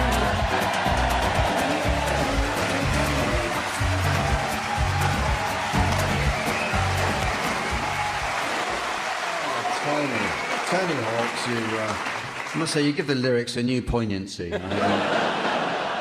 Susan Calman, please accompany Celine Dion, or singing All By Myself.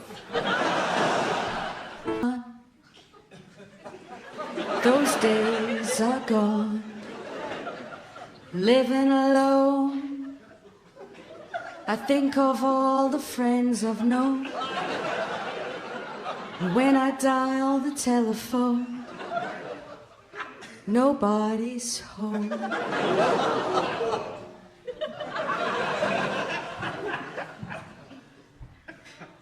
All by myself,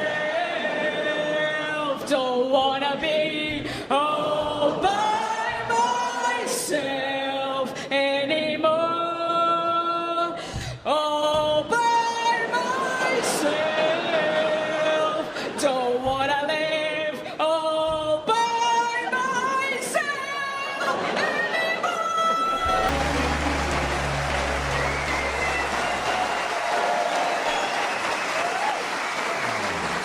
That's wonderful. Be honest, that's not the first time you've sung that, is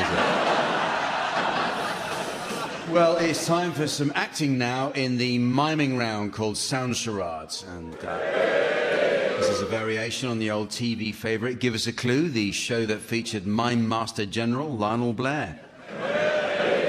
Interestingly, Blair is a Scots surname, and Lionel can trace his family tree back to the 1700s, where the Blairs were renowned for their prowess at indigenous sports, particularly the caber. Not for nothing were the Blairs known as the biggest tossers in the Highlands. Tony and Susan, you're to start, please, and your title will shortly be displayed to the audience via the laser display screen.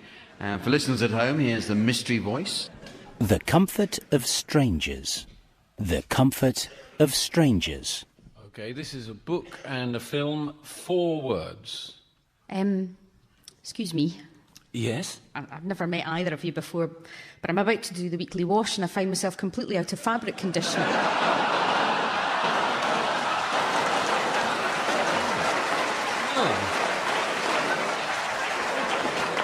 Well, how simply dreadful. Try this. We find it keeps our laundry soft and fresh even at low temperatures. Don't we, dear? Oh, yes, we do. Oh, and remember, other brands are available. Goodbye. Goodbye. Oh, gosh, I'm just doing a wee list of all the fabric conditioners that I know. There's Comfort. Yeah. It's the Comfort of Strangers.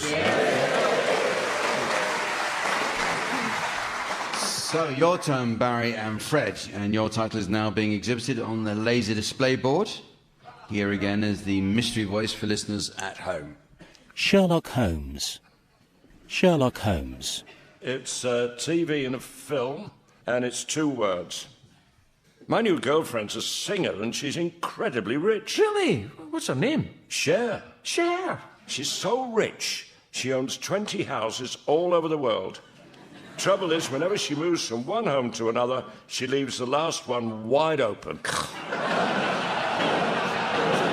Invitation to burglars. Exactly. I have to keep reminding her to turn the key in the lock when she leaves.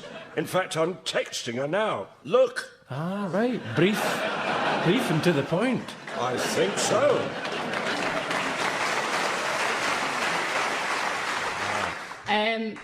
I think I know what it is. Oh. I believe it is Sherlock Holmes. It's now time to play the game called Mornington Crescent. First, I notice our in tray has been avalanched by a letter. It comes from a Mrs. Trellis of North Wales. Mrs. Trellis writes, "Dear Melvin Bragg, do it in your own time. Yours sincerely, Mrs. Trellis." In deference to our generous hosts here north of the border, we're going to play the celebrated Scots version of the game, Morningside Crescent. The rules of Morningside Crescent were originally revised by the infamous Lord Govan, and in the words of the great man, players will be scunned if they bide awa doon the diagonal, if only either player tacks the southerly approach fae a previous position, and he who gangs agli the line of play will be rendered numptied.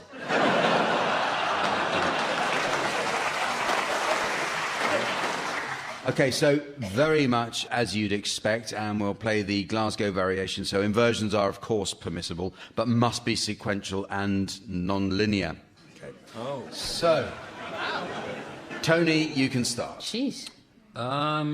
George Street. George. Oh, it's got to be non-linear. Yeah. Gallowgate. Okay. Yes, Fred? Squinty Bridge. Sorry, what was that again? Squinty Bridge. Squinty Bridge. Yeah. That is Squinty non-linear. Bridge. You're right, it's non-linear.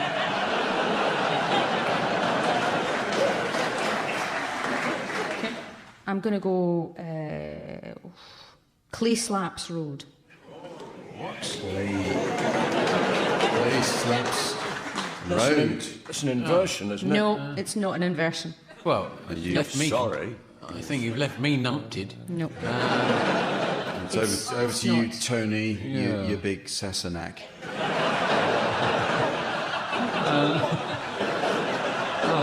That's giving me a lift. I can do Edinburgh Castle. Edinburgh Castle? Yes, yes. That's a biggie. Yeah. Princess Street. Yeah, Princess Street. Frederick Street. Wait a minute, whoa. Just finishing off with Princess Street. Thank you, Barry. Just a bit worried about Barry because he's looking a bit peely-welly. I don't want to push him too fast. So, sorry, yes, Fred, you big bandpot. What was your one, Fred? I leapt right in with Frederick Street. Yes, Frederick Street. That's permissible. Yep. That's taking you out on the diagonal again. Pollockshaw's Road. Oh, heat the ball. Listen, you've just got to be bold. But it opens the door for me to give you... Oh, it does? Oh, Yeah, it does. I can give you... It does? Yeah. Well, Holyrood. Oh, boy. The guy's going for it. This is extraordinary. Holyrood. Well, James. I'm blocked.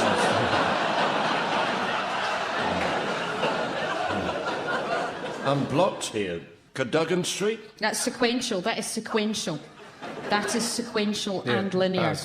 Don't remember you being made the judge of this. Firhill. Firhill. Babberton Main Drive. It's there, Tony. It's That there. old people pleaser, you. It's there. It's Tony. I think I'll give it away. But Lothian Road. Morningside Crescent.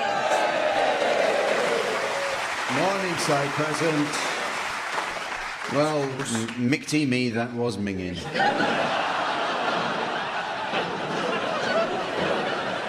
Yes, I think I've picked up the accent very nicely. OK, the next round is called Complete Marriage. Under Scottish civil law, married couples stand together as complete equals, while under Muirfield golfing law, the A woman stands in the car park with a bag of crisps. In this round, I'll supply you teams with a selection of unfinished quotes and sayings on the subject of marriage, and your job is to finish them off. OK, so Barry, some words of Frank Carson for you. I don't think my wife likes me very much. When I had a heart attack, she wrote for an ambulance. Well, that is the answer. In fairness, you probably wrote the gag, so... Fred, this is the words of Alan J. Lerner. I'm getting married in the morning. Ding dong, the bells are going to chime. Pull out the stopper, let's... Let's think this through. She has a stopper.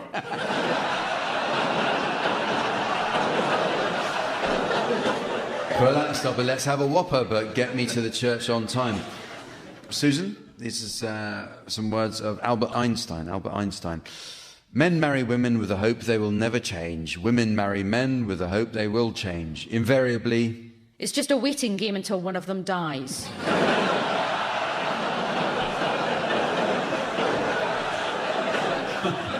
Invariably, they are both disappointed. Tony, this is Prince Philip said this. When a man opens a car door for his wife, it's either... Because the servant hasn't turned up, or the car's on fire and you need to get out her side.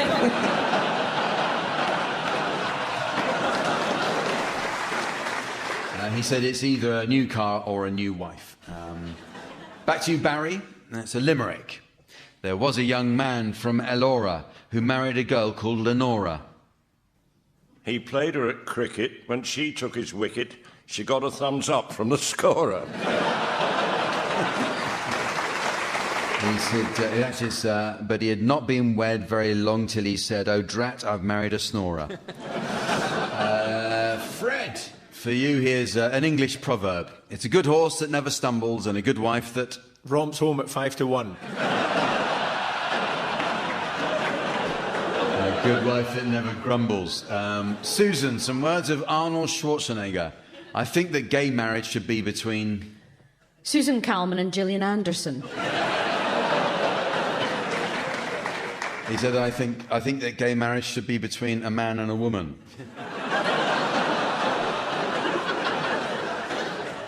Tony, some words of Lionel Blair. I can't bear gay marriage. Marriage is between a man and a woman. The world has changed. What has happened to my beautiful... Wedding dress and that little diamante tiara. What's happened to my beautiful England? Back to you, Barry. I'm Henry VIII, I am. Henry VIII, I am. I got... Never mind that, so just blow into this.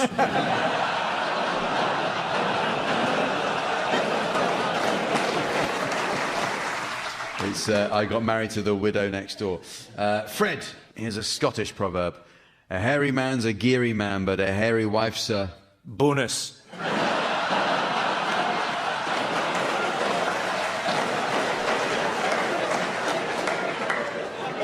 It says a hairy wife's a witch. Susan, here's another. This is an English proverb. It is better to marry a shrew than... A hamster.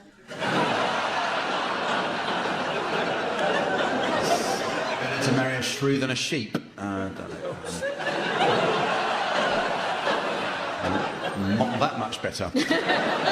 And finally, Tony. This is from a personal ad from an Ohio newspaper, 1903. Young man, moderate circumstances, and who has glass eye, would like to form the acquaintance of young girl who also has a glass eye. Object? Marbles.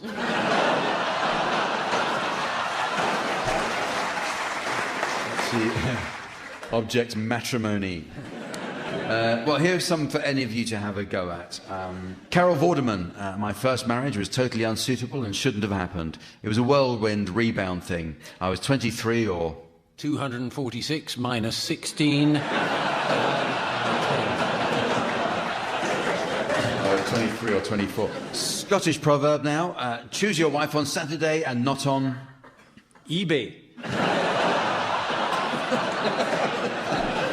The answer is not on Sunday, e.g. choose her for her everyday usefulness, not for her Sunday appearance. Yeah. Well, don't have a go at me, it's Scottish.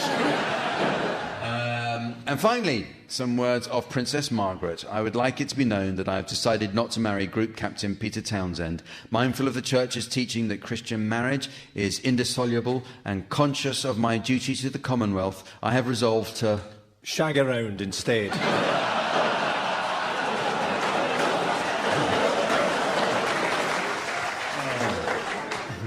Who hurt you, Fred? Why did you tell me that? I have resolved to put these considerations before any others. Well, it is very nearly the end of the show, but there is just time to fit in a quick round of Beauticians Film Club. And Samantha loves being pampered. Only recently she paid a long-awaited return visit to her favourite international beauty spa for a weekend of facials.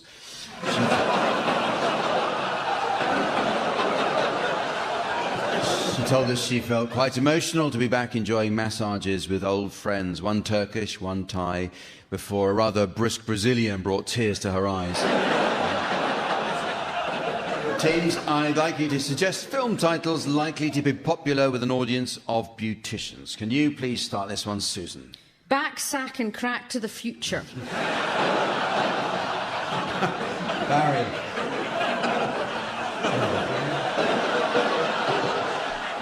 The Mud Pack of Notre Dame. Fred. Vajazzle be the day. Tony. Shaving Ryan's Privates. 28 Days Epilator. Exfoliating Rita.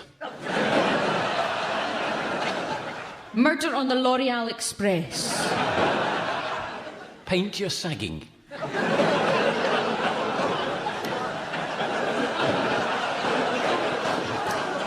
Panten's Labyrinth. The Man in the Iron Mascara. Mad Wax 2. And so, ladies and gentlemen, as the deep-fried pizza slice of time is coated with the Sultan sauce of serendipity and the pie supper of posterity narrows the aorta of eternity, I notice it's the end of the show. So from the teams, Samantha and myself and all our audience here in Glasgow, it's goodbye. Goodbye. Barry Cryer, Tony Hawks, Susan Calman and Fred MacAulay were being given silly things to do by Jack Dee, with Colin Sell setting some of them to music. The programme consultants were Ian Pattinson and Fraser Steele, and the producer was John Naismith.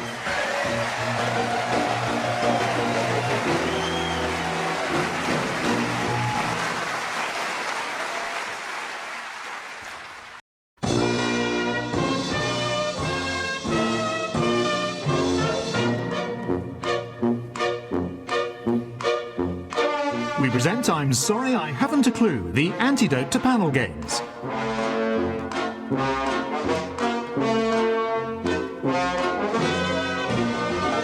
At the piano is Colin Sell, and your chairman is Jack Dee.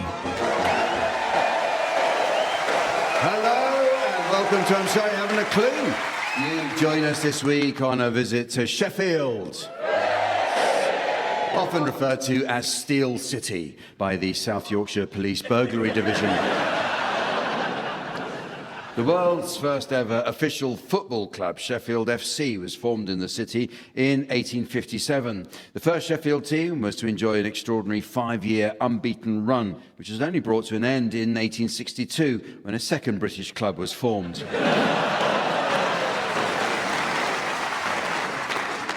A fact you might not know is that the term hat-trick actually originates in Sheffield. For any Sheffield Wednesday fans listening, I should, of course, explain what a hat-trick is.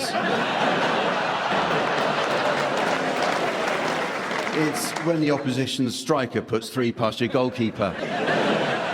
Sheffield was noted for the production of knives as early as the 14th century, and Sheffield knives are actually mentioned in Geoffrey Chaucer's Canterbury Tales. Even today, Sheffield companies like Eggington and Samuel Staniforth produce thousands of knives every day for export worldwide. In fact, the only place you'll see more knives produced is by visiting Firth Park after dark.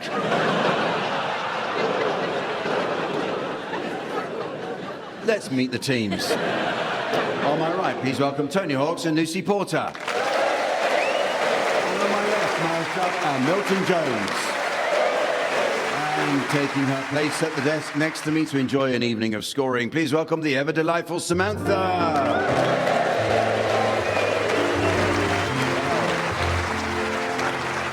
Well, we begin this week with a round that's all about bands. These days, there seem to be more tribute bands than there are genuine bands. In fact, it's so common that I hear there's even a psychedelic rock band that's been founded in tribute to our own Colin Sell. It's called The Grateful Deaf.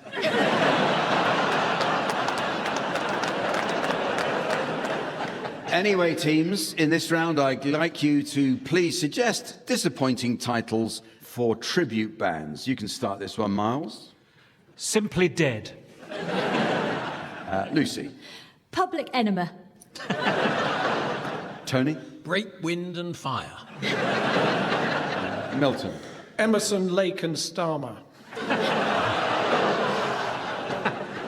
Shakespeare's Cistern. The Shitehouse Family.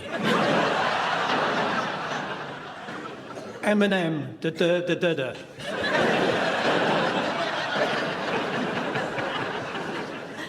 By Jovi.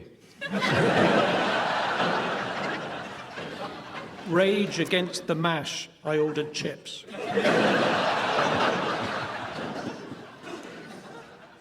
That.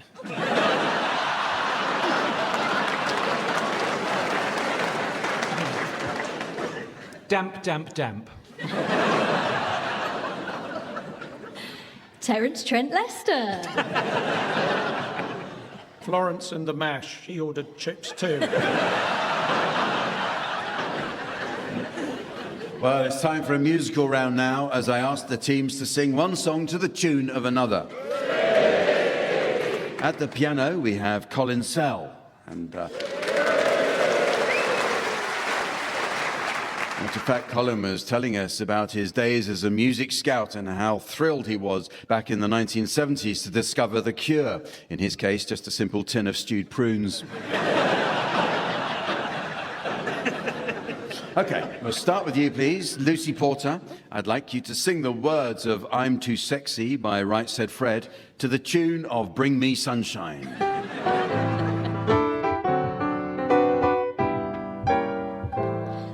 Too sexy for my love, too sexy for my loves. Going to leave me, I'm too sexy for my shirt, too sexy for my shirt. So sexy it hurts, I'm too sexy for Milan, too sexy for Milan. You're going to Japan and I'm too sexy for your party, too sexy for your party. No way, I'm disco dancing.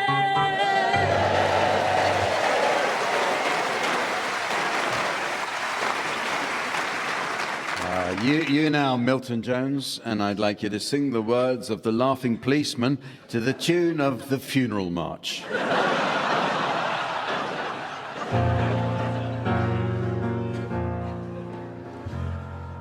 I know a fat old policeman, he's always on our street. A fat and jolly red-faced man, he really is a treat. He's too kind for a policeman, he's never known to frown. And everybody says he's the happiest man in town. Oh, ha, ha, ha, ha. No, oh, oh, oh, oh. Ha, ha, ha, ha. Oh, oh, oh, oh, oh.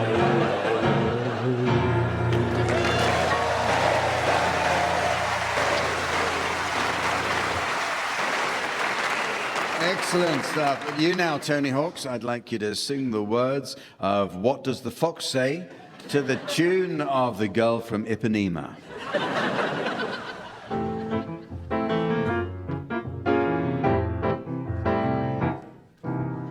Dog goes woof, cat goes meow, bird goes tweet and mouse goes squeak, cows go moo, roos go creak, and elephant goes toot.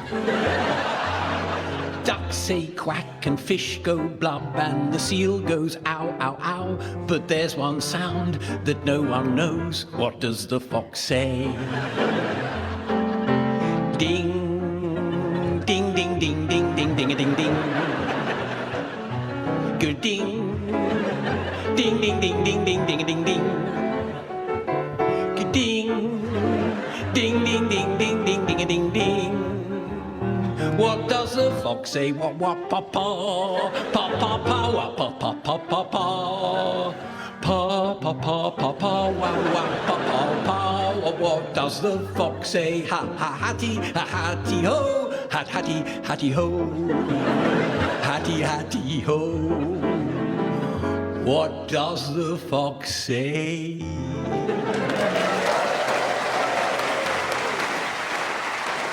And finally, Miles Jupp, I'd like you to sing the words of Model of a Modern Major General from Gilbert and Sullivan's The Pirates of Penzance to the tune of The Windmills of Your Mind.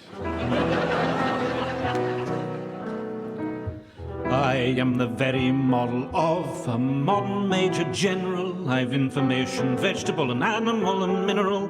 I know the kings of England and I quote the fights historical. From Marathon to Waterloo in order categorical. I'm very well acquainted too with matters mathematical. I understand equations, both the simple and quadratical. About binomial theorem I'm teeming with a lot of news. Christ. With many cheerful facts about the square of the hypotenuse. I'm very good at integral and differential calculus. I know the scientific names of beings and animalculous. In short, in matters vegetable, animal and mineral, I am the very model of a modern major general. I know in mystic history, King Arthur's and Sir Caradox. I answer hard acrostics. I have a pretty taste for paradox.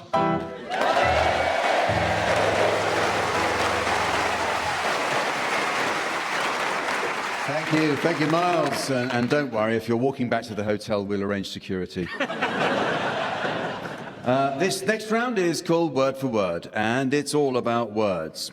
The Collins Dictionary recently announced its new words for 2024. Amongst them is raw dogging, which means sitting on a flight, staring at the seat in front of you with no entertainment, food or drink, and even foregoing the toilet. Raw dogging has apparently replaced their previous word for the same thing, Ryanair.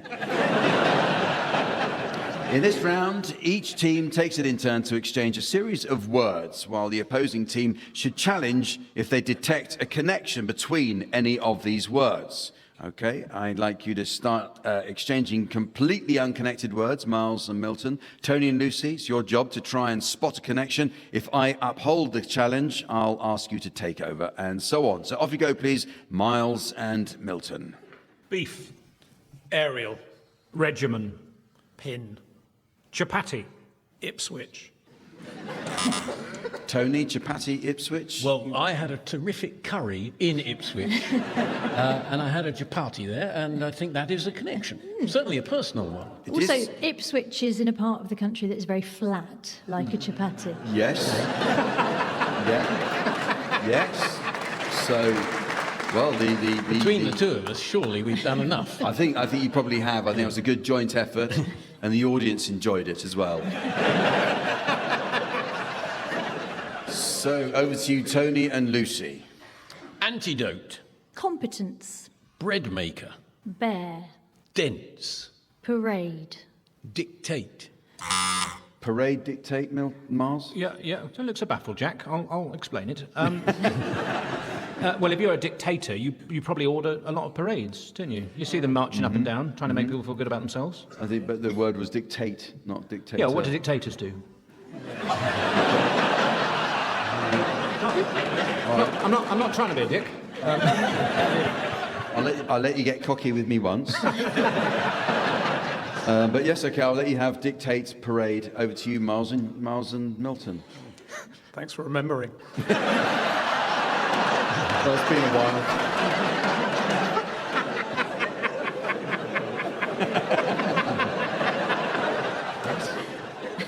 Dementia.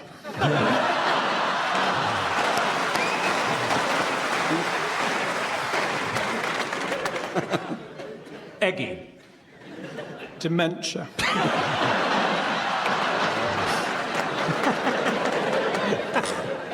Tony, you've gone for eggy dementia. Yeah. Well, most people that have dementia have quite eggy clothes. Their breakfast, they drop a lot of things. I can see where you're going with that, Yeah. yes. I think Some we'll allow eggy that. clothes. Yeah. Tony and Lucy, it's over to you. Empty. Dipstick. Harridan. Liminal. Igloo. Mitre. Miles, igloo, mitre? I have a toy version of each of those things at home.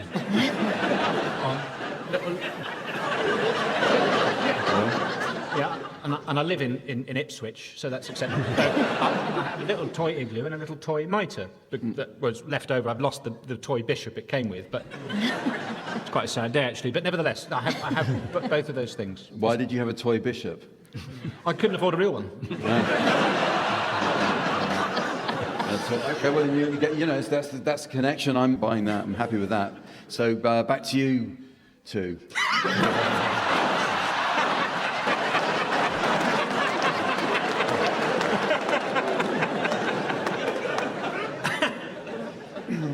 Crossword.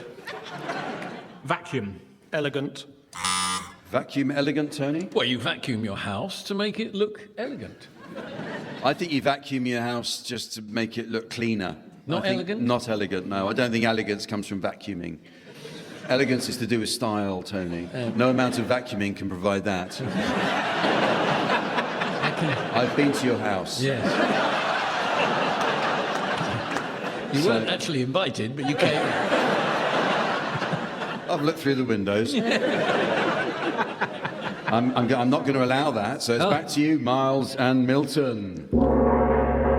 Oh, and that sound usually tells us that there's a film about to start. Don't we wish? Well, this next round is called The Symptoms. In this round, the teams will assume the role of doctors and patients suffering from an imaginary medical condition, and you can be our patients, Tony and Lucy. And the identity of your mystery medical condition is now being displayed to our theatre audience via the laser display screen. For listeners at home, here's the mystery voice. Tony and Lucy think they're Radio 4. Tony and Lucy think they're Radio 4. So off you go, Lucy and Tony. Come on in. Oh, yes, do go. Normally it only means one thing when a young couple come in to see the doctor together. Well, it's not that. Thank you very much for your time, Doctor. I mean, we're very worried about our long-term health. Yeah, we're definitely not in the shape we used to be. Yeah, we used to have such great figures. Though we still do get a pretty good reception most places. Yeah. To be honest, Doctor, bladder control is a problem.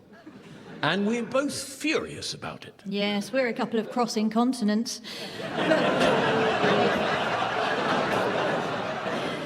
But we're not all talk, you know. I think we are. Yes, oh yes, we are. And money's a bit of a worry for us at the moment. Yes, money is a bit of a worry. You see, we're having to get by on a lot less these days. Yes, we're having to get by on a lot less. Yes. Sorry, that might be why we keep repeating ourselves. We do have a busy daily schedule, don't we? Oh, yes. Every morning I have a woman who comes in for an hour.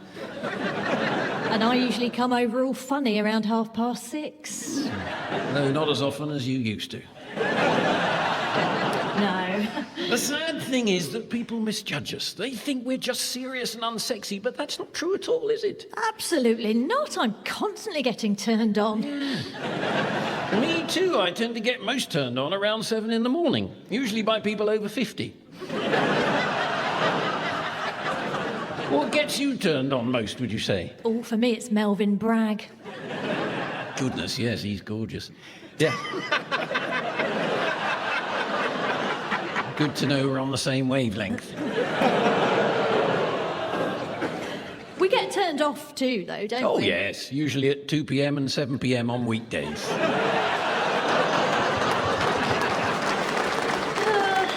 And we don't seem to be quite as popular as we were. Well, bits of me are popular. Which bit? I'm sorry, I haven't a clue.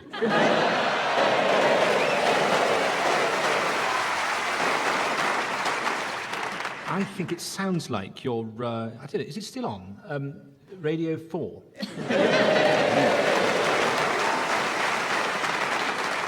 Well, this next round is all about those important events or milestones in our lives when we exchange cards or presents.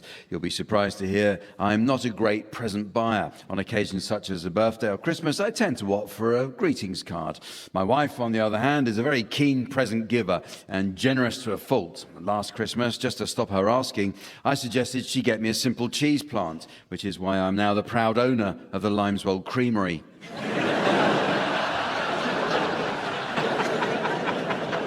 Personally, I find most of the greetings card messages you get today far too upbeat, cheesy or saccharine. So in this round, Doom Pig,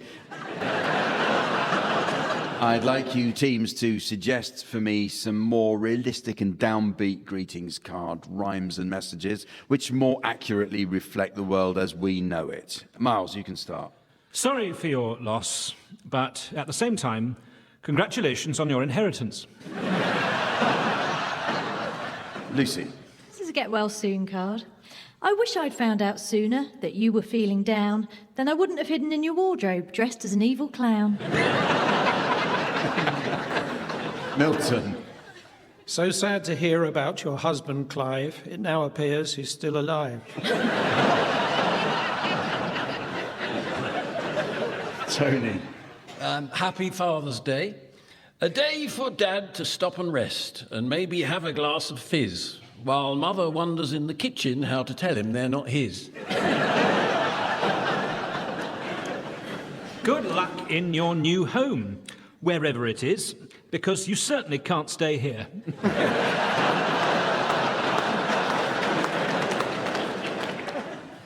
Mother, you did everything for me. You were there at my beginning. You bore me to tears, sorry.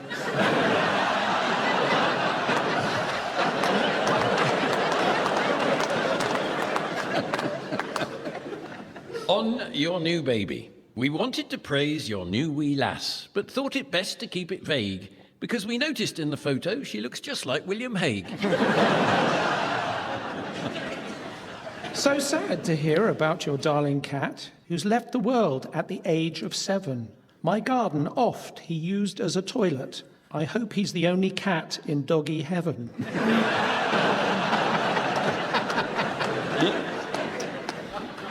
The wheel is turning, the sands are running, the clock is ticking. Soon we shall all return to the dark earth from whence we once came. Nevertheless, happy birthday.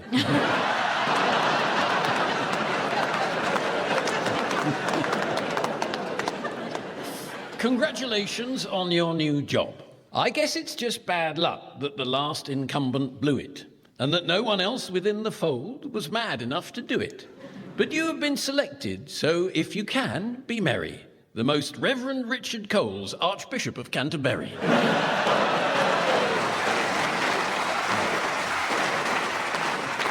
Now for a round called What's the Question? Many answers are the result of fascinating questions. For example, if the answer was U2, the question would be, which contestant did the hill farmer choose on Welsh blind date? Similarly, if the answer was Yorkshire, the question would be, what accent did Sean Bean use to play a Puerto Rican hitman?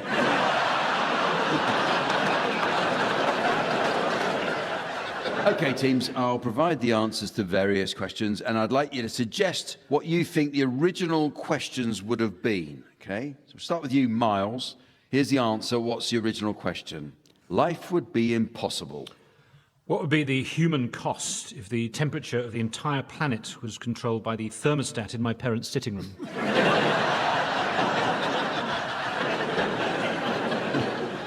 It's actually what would happen if Earth had no liquid iron core and thus no magnetic field. How about this one, Milton? What would be the question if this is the answer? Simply by adding an X. What's the best way of ruining the name Andre?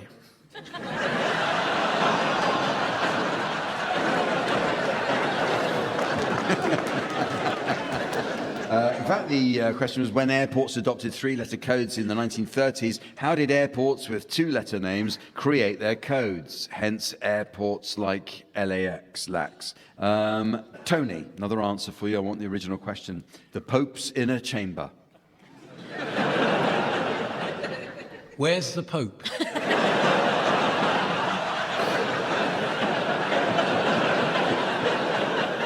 In fact, the answer is, where in the Vatican is there an escape tunnel which leads to a secret location outside the Vatican's borders? And Lucy, here's the answer. What was the question?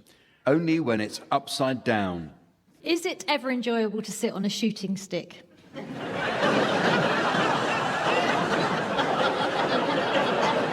actual question was only when a flamingo's head is in what position can it eat? Only when it's upside down. All right, here's the answer. This is for any of you to have a go at. Here's the answer. What's the question? Not unless they spread their legs. Do spiders take up more space than raisins?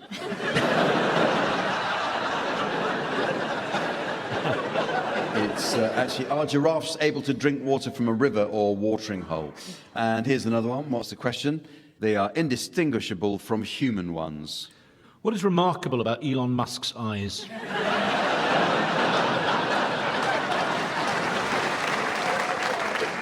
You're half right. The actual question is, what is remarkable about koala fingertips? And here's another answer. What's the question? The introduction of boxing gloves. What noticeably improves Colin's piano playing?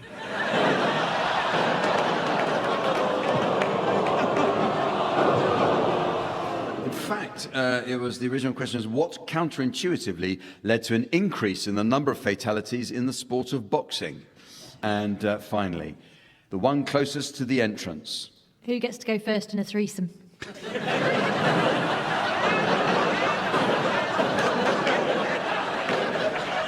In fact, it's statistically, in a gents' lavatory, which urinal is the cleanest? Well, that's just about the end of the show. But there is just time to fit in a quick round of Yorkshire Film Club.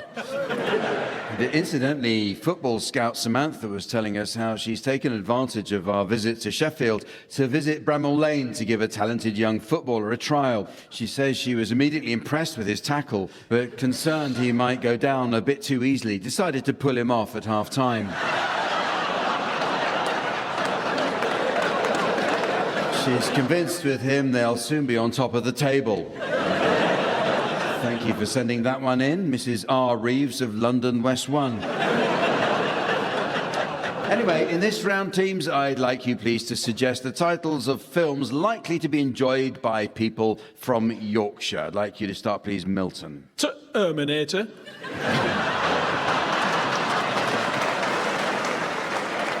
Tony. One Flew Over to Pigeon Loft. Miles. The Cook, the Thief, His Wife, and Brian Glover. Lucy. Clarty Harry? The Boycott in striped pyjamas. Dr. Nout.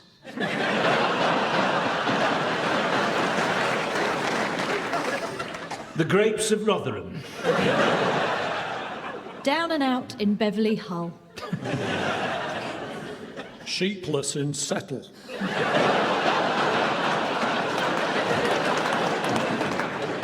Ilkley, Batley, Deeply.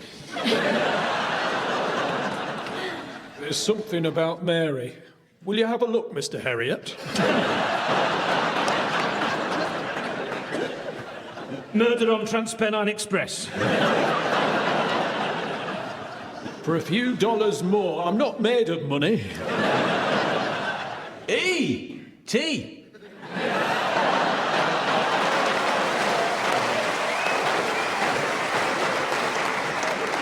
And so, ladies and gentlemen, as the trusty Yorkshire teabag of time is joined by the 7 sugars of salvation before the cowboy builder of calamity adds yet another 20 grand to the ever-expanding quotation of incredulity, I notice it's the end of the show.